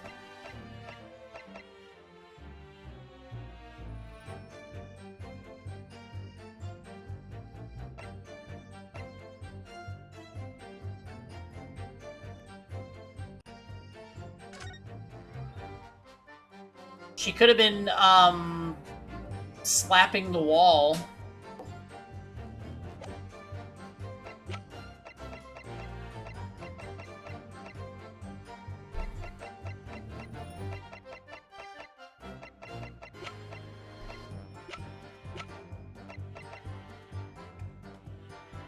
Objection. Yesterday at the hospital, we saw you with this bottle.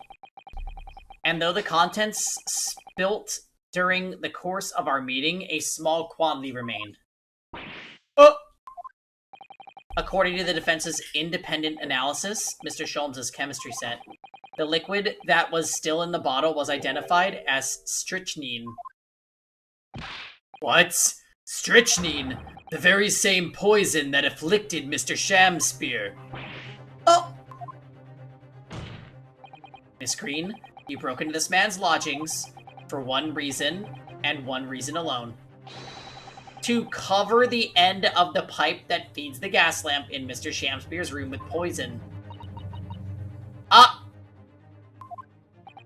Can this be? You broke into my room to... It may seem incredible to the court, but from the remaining clues, there is only one logical conclusion that we can reach. The person who attempted to take Mr. Shamspear's life with poison was you, Miss Olive Green. Oh dear, oh dear, oh dearie me!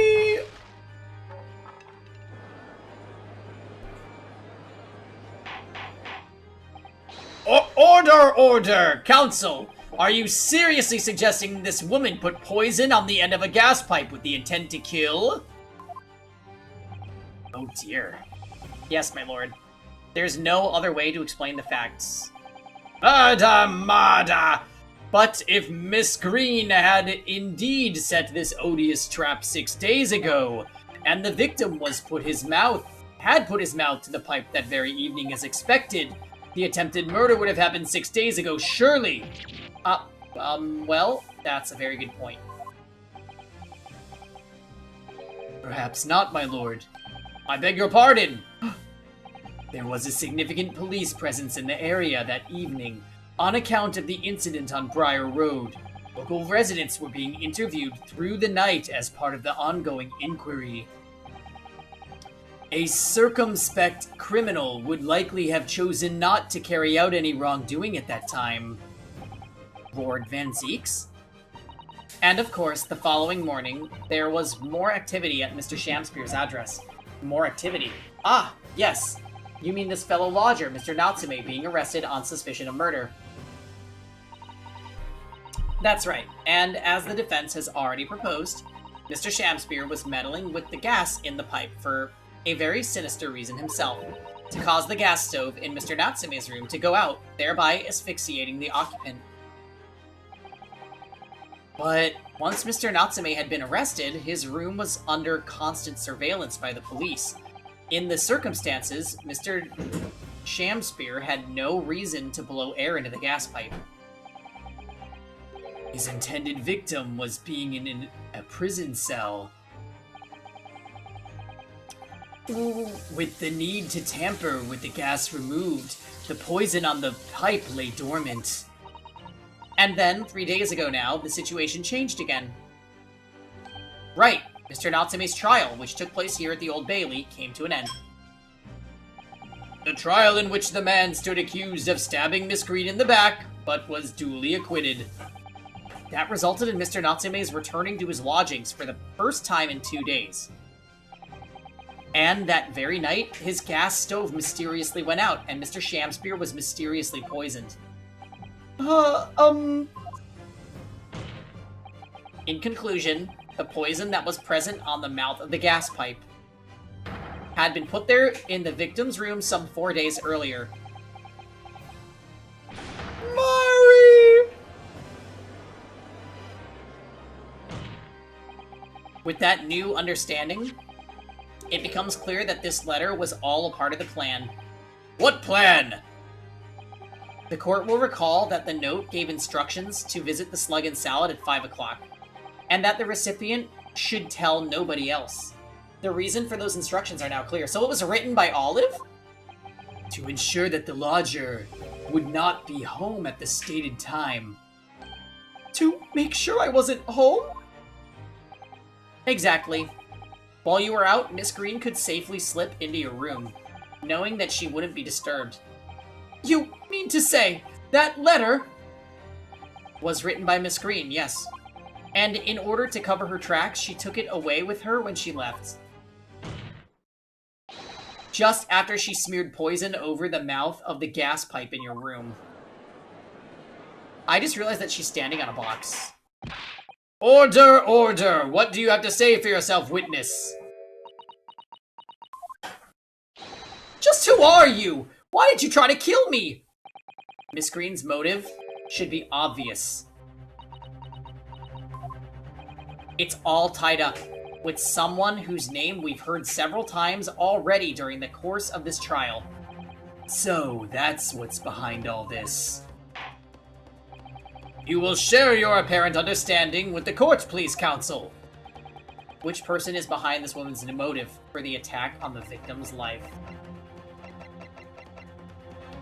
We agree, right, Dots? It's Iris.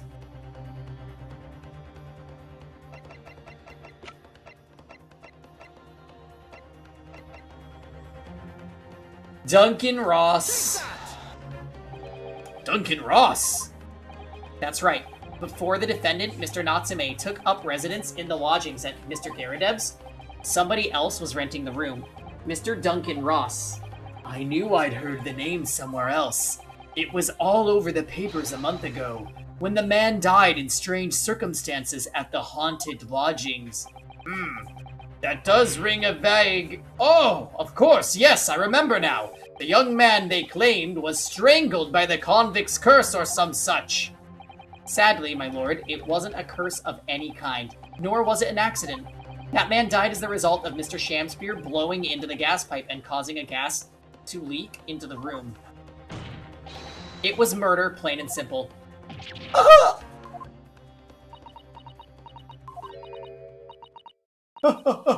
Well, what do you know? The world is so unfair. Curses, curious deaths. That's all people care about. If it's an interesting story, they want to know. It doesn't cross their minds what real people are involved. And once they're bored, just 1 month later, once the story's lost its appeal, everyone's forgotten him. You mean you... Duncan was... Mr. Ross was Miss Green's fiancé. Fiancé? You may not have known until now who Miss Green really is, Mr. Shamspear. But she's known exactly who you are all along, because you're her sworn enemy, the murderer who took the life of a man she was to marry. Marry? Miss Green, is it not the case that in order to exact revenge on Mr. Shamspear, you smeared poison over the end of the gas pipe?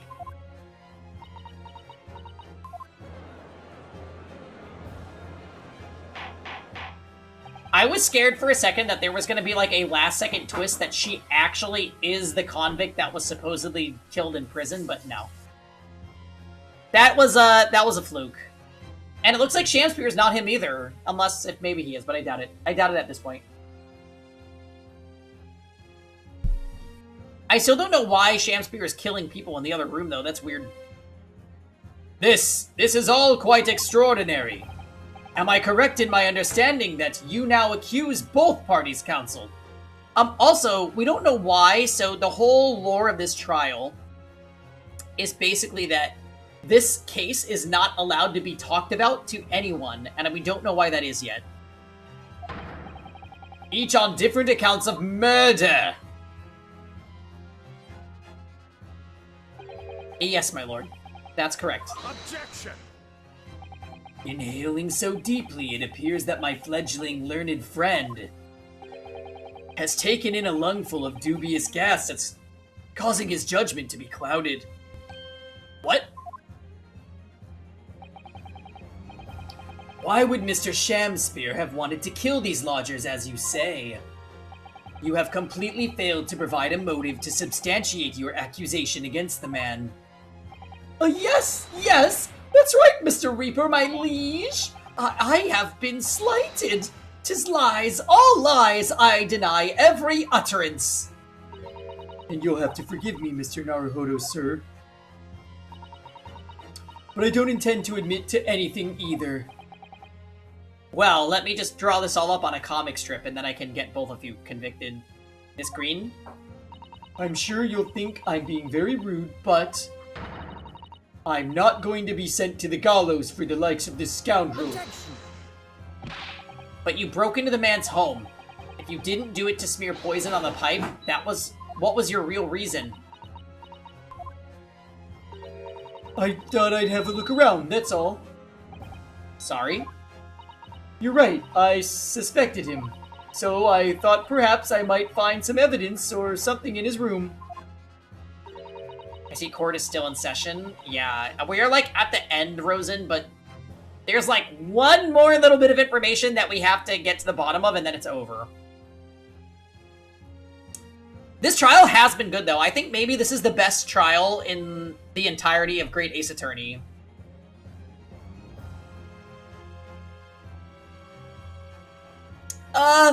Actually, the third trial in the first game was also very good.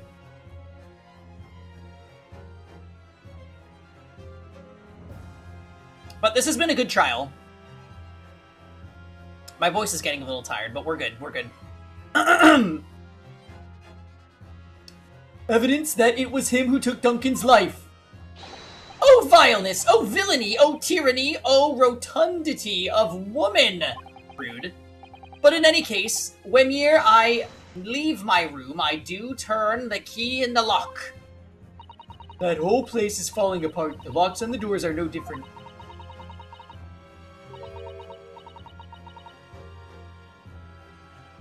Yeah.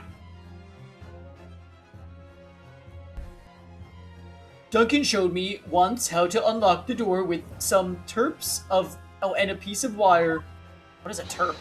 Oh, awfulness, oh, artfulness, oh, tyranny, oh, profanity of woman. We will consider your trespassing on some future occasion. But for now, tell the court what you found. What evidence your search revealed? Well, I spotted the note that I'd sent him lying on the floor. When I went to pick it up, I noticed something. One of the floorboards was loose, and underneath it, I discovered a secret hiding place. Yes, we also discovered the hiding place. Inside, we found a newspaper, cutting a photograph, and an empty tin box.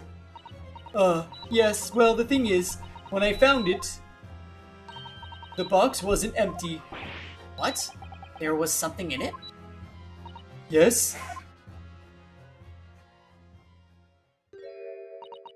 This rather nice key.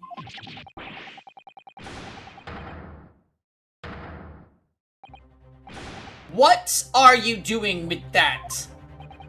What the? Ah! You know what? I'll just save my voice on that one.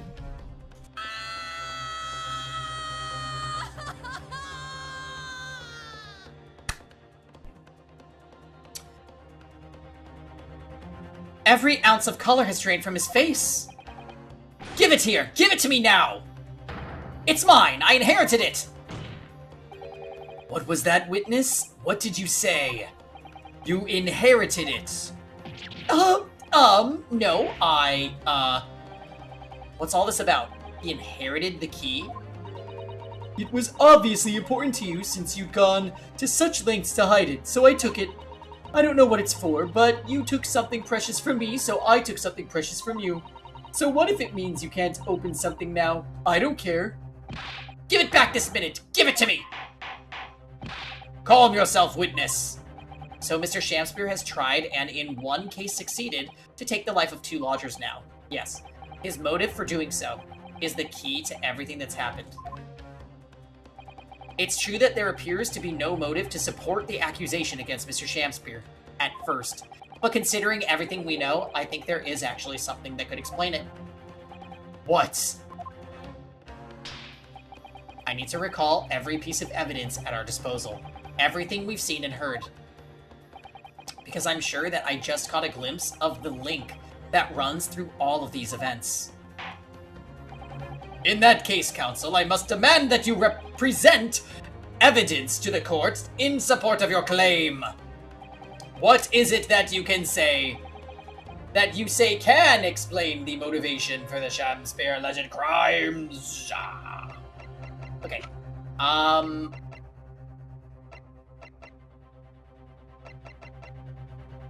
We haven't talked about this evidence at all. I feel like it has to be this. The thousands of pounds worth of loot. So this guy wasn't the culprit that died in jail. This guy was his cellmate.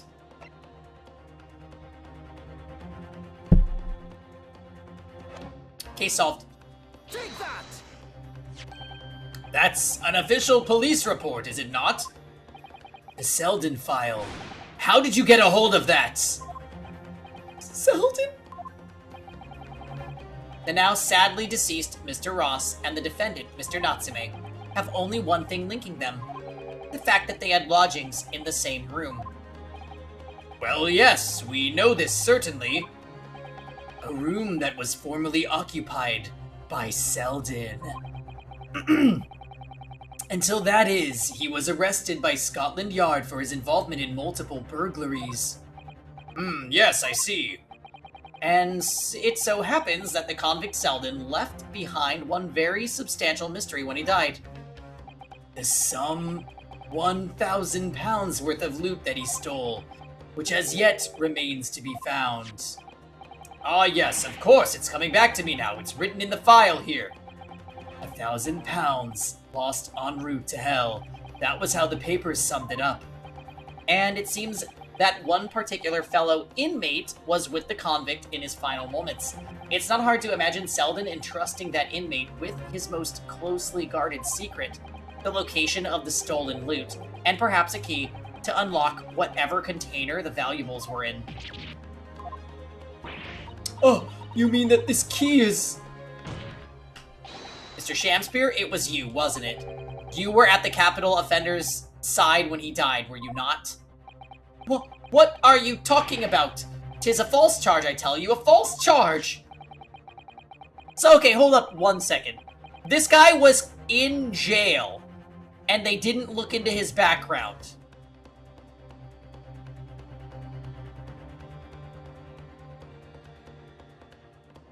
Guys.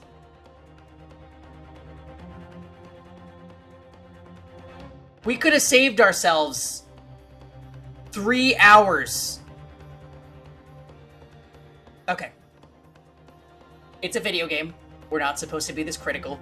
But my... Jesus. Just normal court things. Well, yes! Okay. Well, we'll just accept it and move on. The name of the inmate who was with Selden at his death isn't noted in the file, but a simple telegram to the prison where he lived would quickly tell us how false the charge really is. But, even if it's true, why would the man be so intent on killing every subsequent occupant in the convict's lodgings? There's only one explanation for that, my lord. It was in that very room that Selden hid his loot. Oh. That makes so much sense.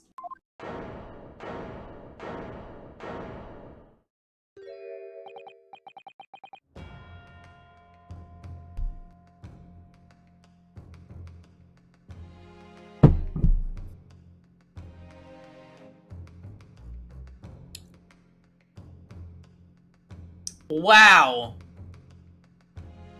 So, it all comes out. Yes, and having established that, all of Mr. Shamspear's subsequent actions start to make perfect sense. When he was let out of prison following Selden's death, he made immediately for Mr. Garadeb's lodgings in the hope of renting Selden's old room. However, the retired army man was unable to offer him the accommodation of his choice. He did say that too, yep. Because Selden's old room had already been let to someone else, Mr. Duncan Ross. Which is why Mr. Shamspear subsequently devised his gas-based plot to kill the occupant of the room. And when he was successful, he presumably intended to inquire about switching into the newly vacant room. However, a certain jittery someone had beaten him to it. Mr. Saseki Natsume, the defendant of this case, no less! So, you decided to use the ploy with the gas again, didn't you, Mr. Shamspear? This time to oust Mr. Natsume. All for one simple and avaricious reason. To get your hands on the thousands of pounds of loot left behind by the dead convicts.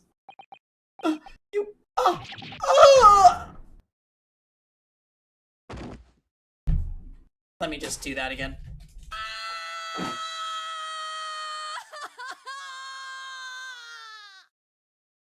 Looks like I'm gonna snuff it before they get to stretch me neck. Listen, I want you to have me loot. Anything to stop the coppers getting their mitts on it. It's hidden in the room where I was lodging when they got me. Here. This is the key to it. Take it. Always stay one step ahead, mate. See you in L, I guess. Shamspear. You know, I would have figured William Shamspear was a fake name, but they really just wanted to follow through with that. It's mine. What did you just say? It's mine! That loot is mine. Oh no. Mr. Shamspear? It's all lies. I don't accept any of it. Why should I? After all, you don't have a shred of evidence. You can't prove it. I killed that fellow for I'm the victim here, remember? Isn't that right, ladies and gentlemen? If I don't admit to it, there's nothing you can do. I'm so excited! I'm a little spooked. He looks really scary. You can't arrest me for the time being anyway. Verily, you can't arrest the victim, can you? Isn't that right, ladies and gentlemen? I'm so close. I just need a few more hours. I swore to myself that I'd get my hands on it, and I can almost taste it now. Do you really think I'd just give up? There's no question in my mind now. This guy is guilty through and through. But he seems so utterly intoxicated by the idea of the loot. I'm afraid that however hard you press him, he'll never admit to what he's done, Mr. Naruhodo. There is a way. Pardon? There's one way I can finish him. No! He's already committed the most heinous crimes to get his hands on that loot, which means all we need to do is find it first. A fine plan. Were it not for the fact that the police thoroughly searched the room following the death of Mr. Ross. If it's there at all, it must be very well hidden. Without conclusive evidence, I certainly cannot rule. If only there was some way we could find the convict's loot quickly. It's the final piece in this complex puzzle, but I think we might have it in our possession already. Or rather, I think we may well have something that can help us find where the loot is hidden. Oh, is it Sholmes? My lord? Yes, counsel. The defense would like to make a proposal about how to find the late convict's hidden loot. I believe we are already in possession of something that could give us a clue as to its whereabouts. It's our last chance, so it has to be worth a gamble. Besides, we've used the same technique once already, and it definitely paid off then.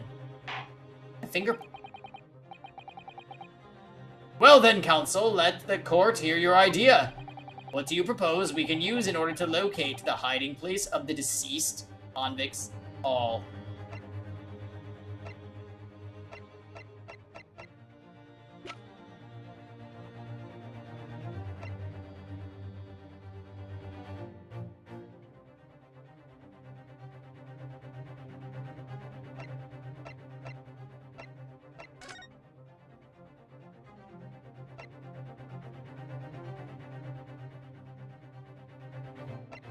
The Robitussin. I feel like it kinda... Wait. That was not relevant. The handprints? Is it Sholmes' device?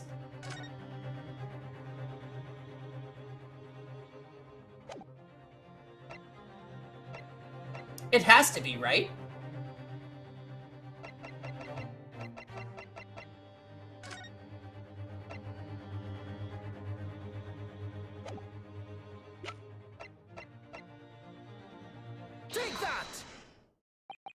If I'm not mistaken, those are Mr. Shamspear's handprints on the wall of his lodgings. That's right, my lord. Exposed as a result of the defense's independent investigation of the scene.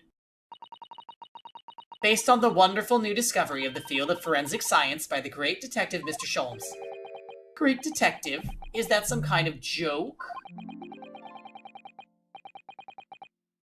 Oh, Kevin. Apparently there's a cat cafe in Long Beach. You know who told me about it? Sandra.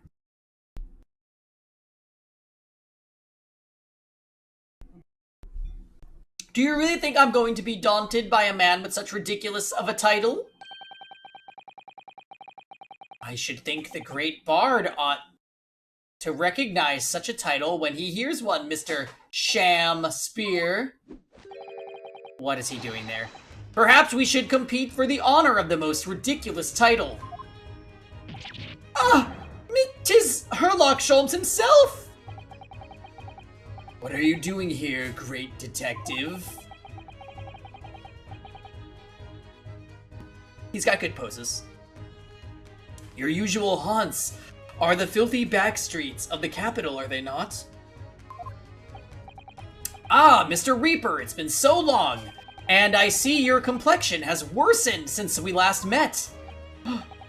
Mr. Sholmes, he does know Lord Van Zieks then. Well, enough to say something like that in any case. The boys in this game are cute, they really are. Like the judge, right, Jam? Mr. Sholmes, though you may be heralded as a great detective by the population at large, that does not give you the right to come in and go in my courtroom as you see fit. No! Best boy for me is Naruhodo, but Sholmes is very good, and Van Zieks, no one can deny. Also, the culprit of the previous case was also, a cute man's. Juror number 5 is a Jam character. I'd rather go with juror number 1. If I may, my lord, Mr. Sholmes' newly developed scientific method, has helped us to uncover vital clues in this case already. Clues, you say? I call them skin prints, my lord. My method identifies every location touched by an individual under scrutiny. It's the method by which we were able to ascertain this gentleman's gas pipe activities. You need only a small sample of something the individual has previously touched to make an indicator solution. Yeah, Raiten Many Memo. In your case, sir, I used the teacup you had been holding. Elementary! So now, Mr. Naruhodo, yes? What am I to use as a sample to make the indicator solution this time? Thank you for offering your help, Mr. Sholmes. When the convict was arrested, he was living in what is now Mr. Saseki-san's room. We need a sample to help locate Selden's loot that's hidden in his old room. What form will the sample take?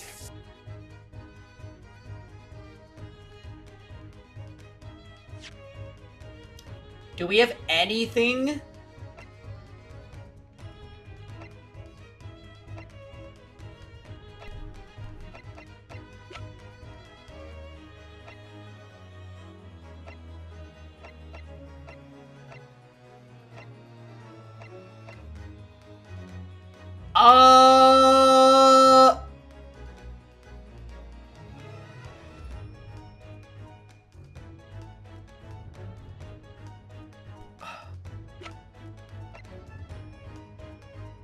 We need evidence. We need something that the convict would have touched when he lived in Natsume's room.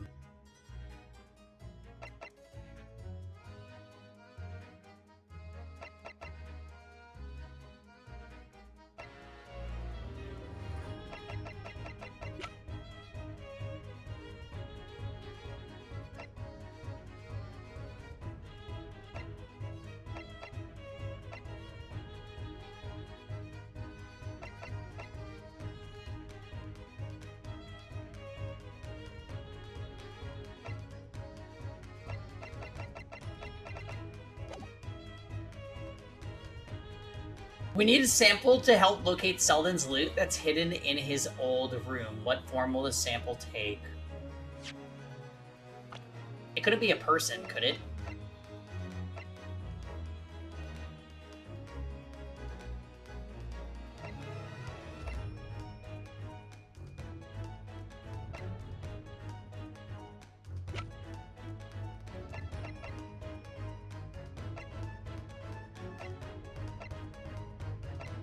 I actually don't know.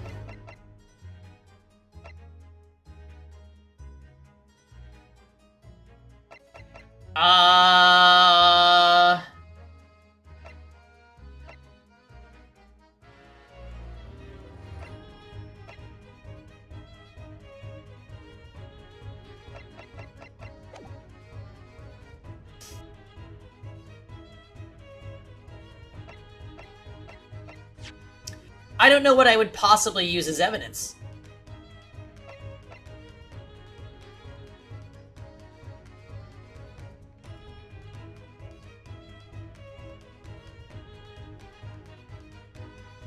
The teacups? Are they from Natsume's room? I have no idea.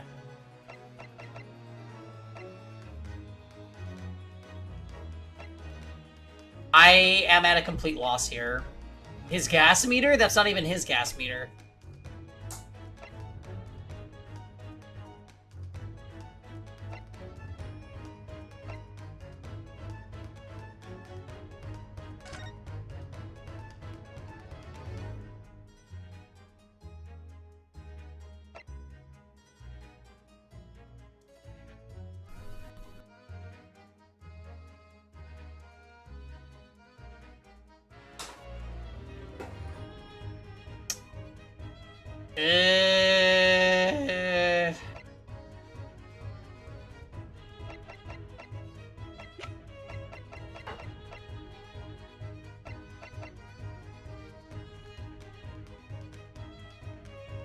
You figured it out? No way.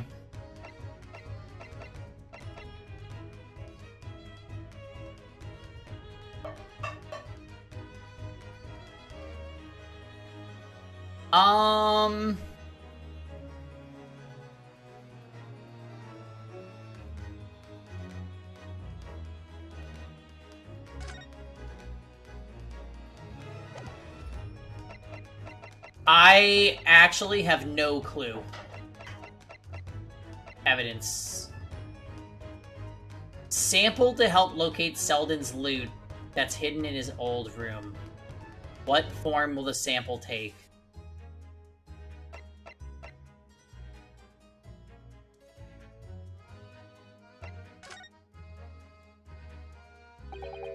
We need a particular piece of evidence in order to create the indicator solution. Indeed. And you have the evidence in question. Yes, I believe so. Wasn't there a lot of books? So maybe the receipt is tied to this. Upon my word, Mr. Naruhodo, your powers of reasoning appear to be on the up. So, which particular item is the one in question?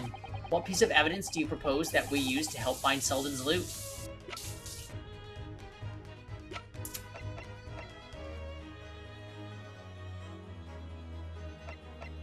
Take that! Wrong! I'm wrong! Okay. Okay. It could still be the teacup. It could still be the teacup, or it could be the picture.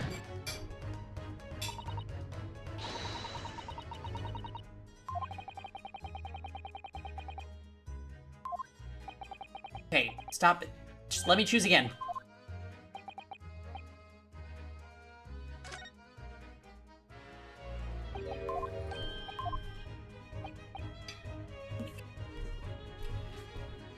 How dare Sholm say we lack confidence? Well, I do. I was literally guessing, love. Okay.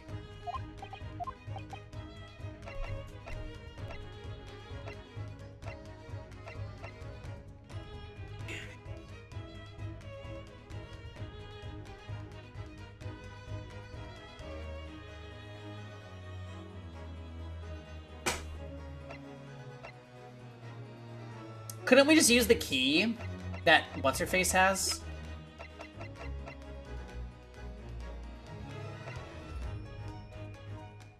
Well...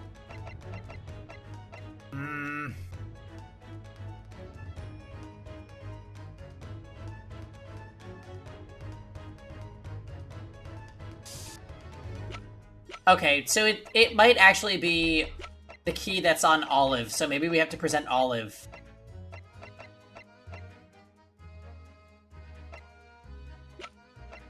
In the meantime, I will try...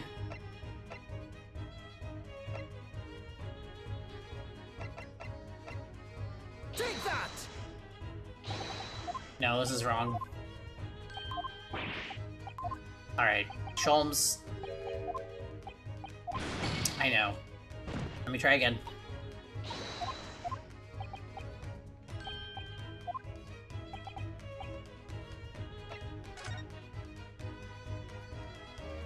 We will need something of Selden's in order to create the indicator solution to find his loot, and that something the convict owned happens to be in the possession of somebody listed in the court record. Okay, I'm on the right track. Upon my word, Mr. Naruhodo, your powers of reasoning appear to be on the up. So which particular person do you have in mind? Olive.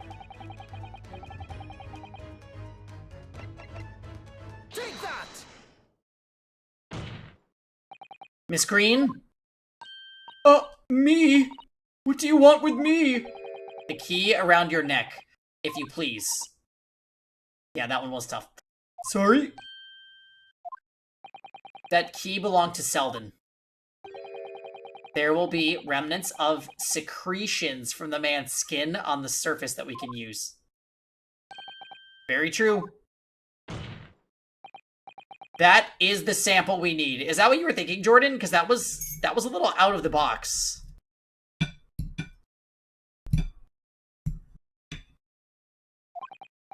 Using it, we can create the indicator solution required for Mr. Sholmes' skin print seeker. And find out exactly what Selden touched in the room that he used to rent. We can't do background checks, but we can do secretion studies. Correct.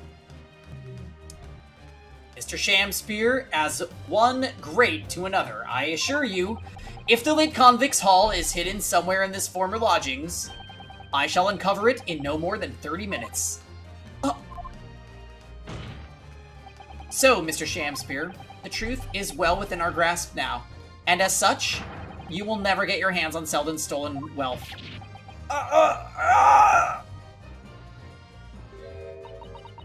In that case, I'll gladly let Mr. Sholmes have this key. No! Give the key to me! The detective shan't have it! It's over, Mr. Shamspear. No! No! You're out of options now.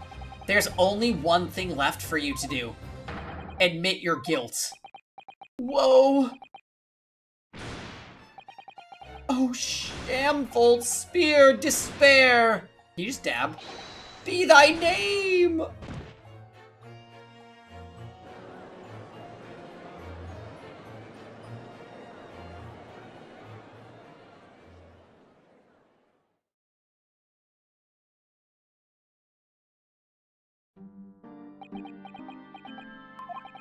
I never intended to kill the man. I just wanted to drive him out of the room. That's all. So you'd have time to find the convict's haul of stolen goods? The confetti was a nice touch, yes. Yet after you'd killed the young man, you still didn't move into the room. I asked the landlord, of course. I pleaded with him, but he refused. Why? I was 3 months behind with rent, for one thing. Mr. Garrett really has had a lot to put up with. And he had the gas repair work done immediately afterwards, putting the room out of action for a while. And then this Japanese man swooped in at just the right moment to sign the new lease. Poor Mr. Natsume, what unfortunate timing. Then, 5 days ago, after the incident on Briar Road, when the Japanese fellow got himself arrested, I thought I'd finally have my chance. But it wasn't to be. No, the scene was sealed off and guarded by the police night and day. And if I remember rightly, Mr. Sholmes spent the whole day in there reading books. I couldn't even enter the room, let alone search for the loot. Which is why, on the day Mr. Natsume was acquitted and returned to his room, you once again tried your trick of throwing... Okay, my reading is dying. Your trick of blowing air into the gas pipe that feeds the stove in his room. Unbeknownst to you, however, that action would lead you into a deadly trap.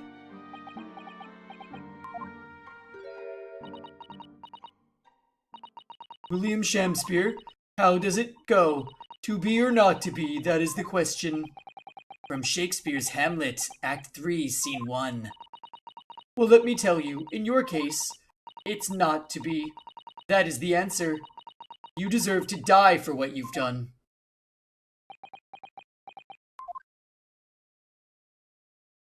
Ah, ah.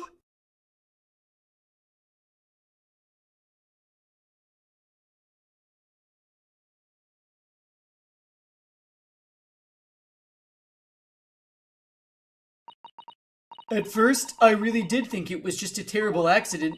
I'll never forget our conversation the night before Duncan died. The gas supply in my new lodgings are a complete disaster, you know, Olive? The gas supply? Yes. The stove always seems to go out in the middle of the night for some reason. That's no joke. They say it's the convict's curse. Oh, Duncan, please, don't stay there. I don't care how cheap it is. Alright then, if it's that important to you, I'll start looking for a new place. There are spare rooms at my house. Why don't you leave that horrible room tonight? No, I'd better not. We said we'd wait until we'd graduated before we told our parents, remember? But that was the last time we ever spoke. Oh, that's so sad. That very night, he fell victim to the gas. If only I'd known it was going to happen, I'd have insisted on him leaving that horrible room in that instant. But instead, all I've had left with is bitter regret. I stopped going to school. But something kept drawing me back to that house on Briar Road.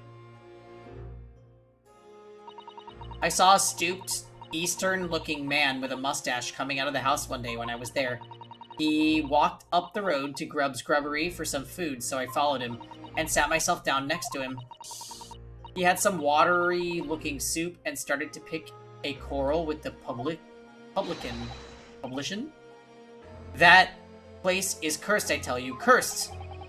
The ghost of that convict who used to live there is trying to suffocate me. I wake up in the middle of the night, freezing to death because the stove had gone out. The room is full of gas, and I can hardly breathe. The pipes have been checked. There's no problem. It's like I'm the problem. That's what they're thinking. But how could that be? Duncan was gone, and now this man had almost suffered the same fate. Could it really be a curse? I'm not really a Saseki fan, but at least he wasn't guilty in any of these cases. I kind of thought he might be involved in Chapter 1's case, though.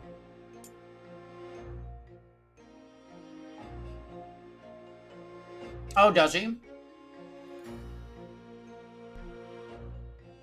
I probably thought he was just being dramatic. Then I remembered a rumor I'd heard about the gas companies go around investigating the gas installations. A rumor? Ah, you mean? Yes, everybody's heard the stories, it seems, about how they go around checking the pipes. How anything connected to the gas can be extinguished by blowing air into the pipework. That's when it started. A little flicker of doubt in the back of my mind that just wouldn't go away. Was it really an accident?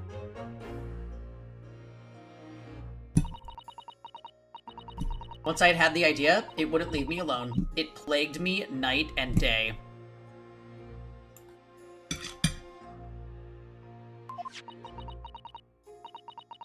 So I bought this at one of the black markets in East End.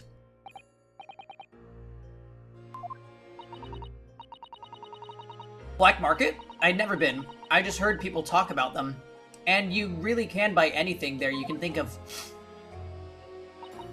In some ways, being able to get my hands on this so easily made me even more determined.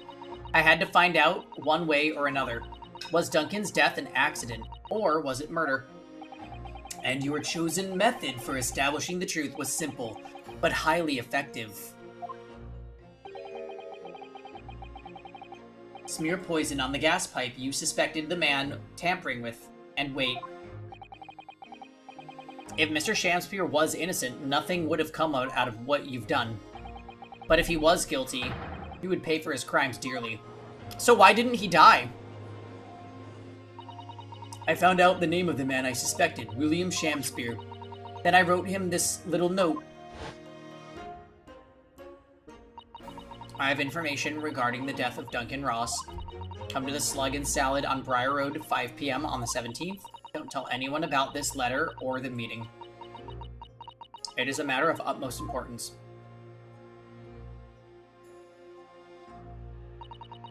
if he'd done it, I knew that would worry him enough, so he'd be sure to go.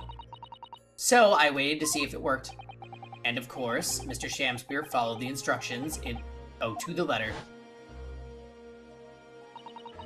I worked out where the gas pipe was straight away.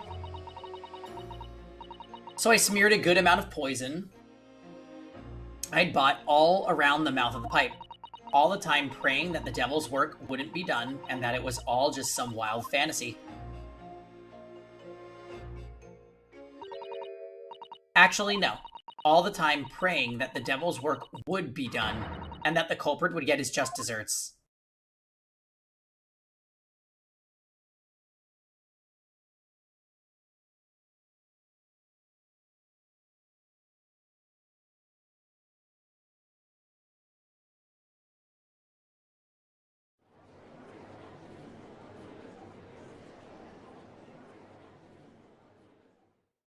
Well? 3 days ago, when you were first stood in the dock before me, this whole affair seemed relatively straightforward. Yes, my lord. I certainly never imagined the depths of depravity that would be that we should subsequently find lurking behind the scenes. It's been a long road, my Nipponese friend. Oh, yes. And once I certainly didn't envisage walking with you. Nevertheless, together we have reached the light at the end of the tunnel, as it were. Miss Green. Yes, my lord. You will henceforth be stripped of your freedom, as punishment for the attempted murder of Mr. William Shamspear. Yes, I know. And you, Mr. Shamspear, you will be tried for the murder of Duncan Ross in cold blood, and the subsequent attempted murder of Mr. Saseki Natsume, here present. Mr. Naruhodo. Yes? Yesterday, at the hospital, when you and your friends stopped me from ending your life by drinking what was left in the poison bottle? I wasn't myself. I can't even really remember what was going through my mind. To be or not to be, I suppose. That's a question that's so hard to answer, it seems. Well, personally, I'm glad of your being here, Miss Green. Oh! And I'd like to believe that it's a blessing Mr. Shamspear didn't die when he ingested the poison. For your sake, at the very least.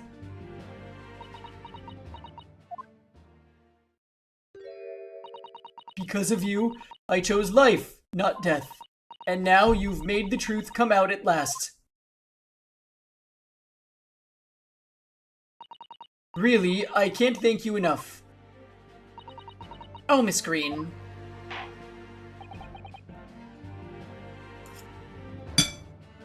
Mr. Natsume. Yes, my lord.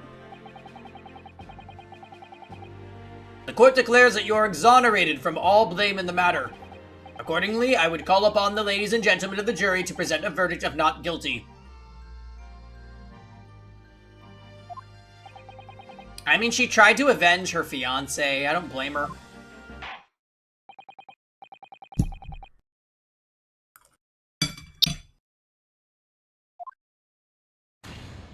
Yay! We did it! Now, why is this not allowed to be talked about? We need the tea.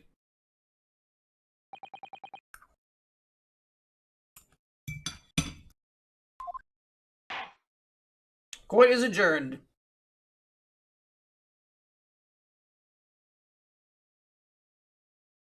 Oh! He got naked in court and did the pose?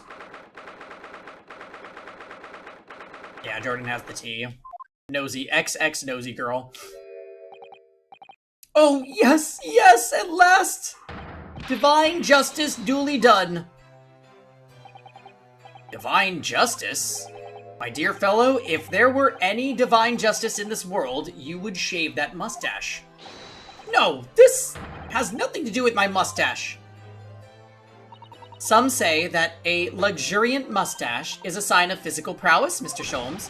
Locum student Mr. Naruhodo Esquire, once again, you've saved me from doom. I'm very happy to have been able to help, Mr. Natsume. Congratulations on your acquittal. You're second in almost as many days. I was first acquainted with and gained affection for English literature whilst in our great homeland empire. And then, by a twist of fate, I was brought to the land that bore the fruit of that literature, only the city of bricks and mortar became my prison. Try as I might, I never found my feet here. In the end, I confined myself to my room and lived life through friendly old books. You've had such a difficult time, haven't you? Ah, but a week ago now, I dragged you out of that dark and dingy room of yours, did I not? You did, and I've seen more of life in this week than in all of my years to date. And for the first time, I feel I've begun to see the true face of the English that's so far been hiding from me behind this wall of fog. My dear fellow, there is nothing special about the true face of the English as you put it. Whatsoever one goes in the world, humans are humans. There are few genuine differences. Yes, I think you're right. I've finally started to see that, and I've come to understand something. I've worked out why I was attracted to English literature in the first place. It made me see that whatever our nationality, we humans all have the same hopes and fears. We're all just doing our best to live. Well said. I've come to feel the same way.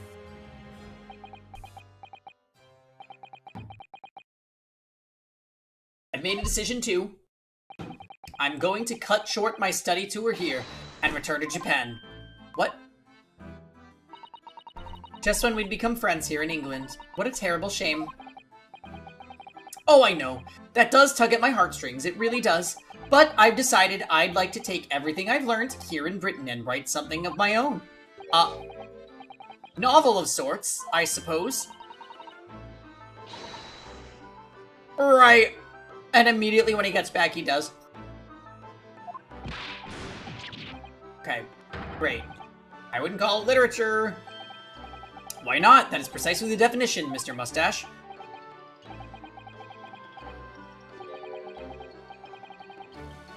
I suppose you're right. It will, in a way, be literature. But as of now, all I know is that I'd like to try my hand at writing. I have no delusions of grandeur. I, for one, would love to read your work. Well, all things considered, it may be for the best. After all, you have once again emerged victorious from a battle with the Reaper. That's very true. And there is no salvation for a person in the dock when the Reaper is the prosecutor. The desire to return post-haste to the perceived safety of your homeland is one I quite understand. My goodness, yes. Faced with such a terrifying prospect, nobody would consider that cowardly, I'm quite sure. But that's... It's not why I'm leaving, I mean it!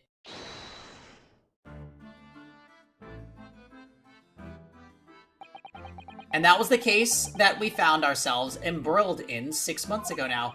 Saseki-san did indeed return to Japan and submitted a report about both cases to the government. It was upon reading that report that Professor Mikotoba was prompted to visit the scholar, and barely any time later, Susato-san was given the news that she must return to Japan as well.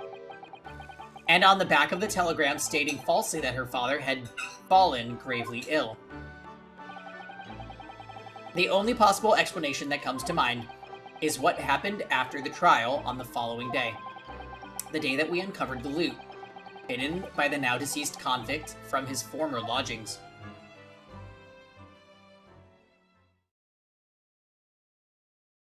Oh my god, there's more. I want to eat my dinner. Hurry, please.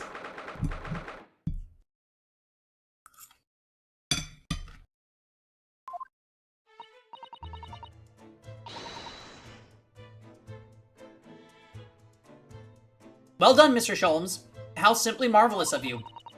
To uncover the secret hiding place in just one day. Wasn't it supposed to take 30 minutes? As I believe I told you, my dear fellows, skin prints are extremely useful in such situations. Wouldn't you agree, Gregson? Oh, he's doing this again. Gregsy's been happily munching in agreement with this whole time, you know, Hurley. Happily, I think perhaps humorlessly, might be closer to the truth. So, it transpires the man fashioned a hiding place in the ceiling. And what's in it? What exactly is the loot? Let us look then. If you're ready, let's examine the late burglar's haul. What the? What is that?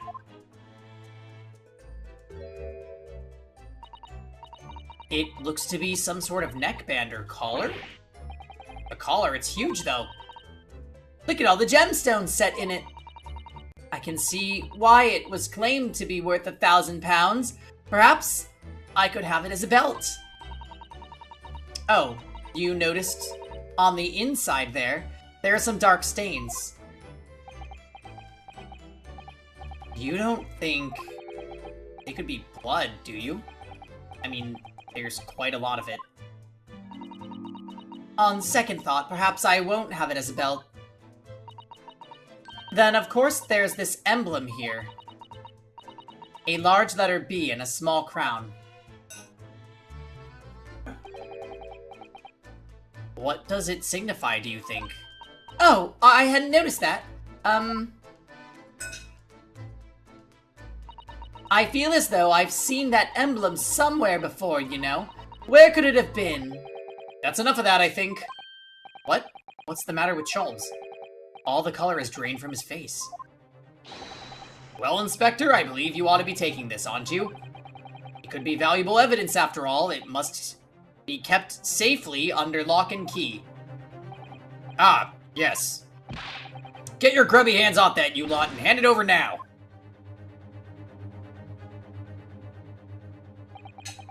I'd never seen a collar that large before, and all those jewels certainly looked to be extremely valuable, but that's not what stood out the most to me, at least not once I'd noticed it. Those dark marks on the inside of the collar, those stains, could they really have been blood?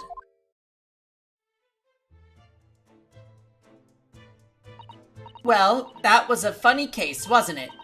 But it's all buttoned up now, and you look pleased, Iris. I am, because I was starting to wonder what I could use as the basis of this month's story in the magazine. But the case will be perfect. It's been so fascinating. You're talking about the latest installment of The Adventures of Sherlock Sholmes, I presume. The Mystery of the Knife in the Mist, and The Mustached Man and the Convict's Curse, perhaps. I could make it a two-part story. Oh, I can't wait. A word please, Iris. Yes? What is it, Hurley? Just a funny little case with murders and attempted murders and... I'm sorry, but you can't write about this case. It's out of the question. What? Why not?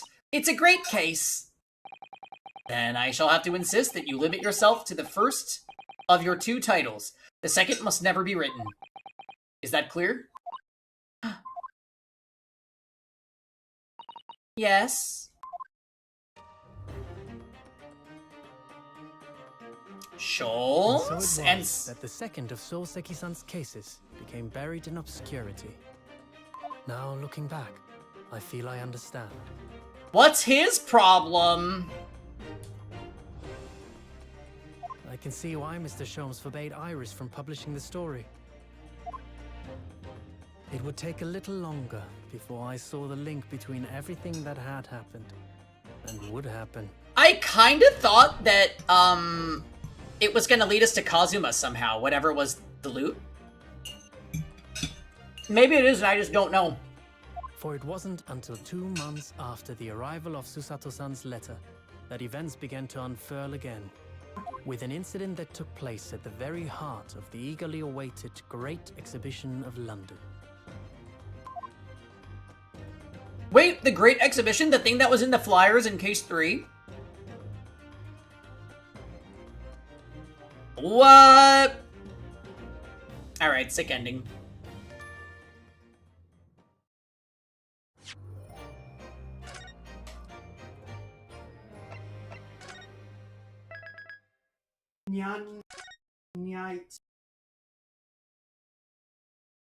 No need to save. Oh, but we must. Alright, guys. I'm getting out of here to have my dinner, but thank you everyone for riding through the end of this trial with me. That was a very good trial. We'll start chapter 3 on Saturday and get into it more on next Sunday. So see you guys then. Hilda! We will be streaming again tomorrow. I believe it will be Persona 3. The enemy! Alright, bye guys.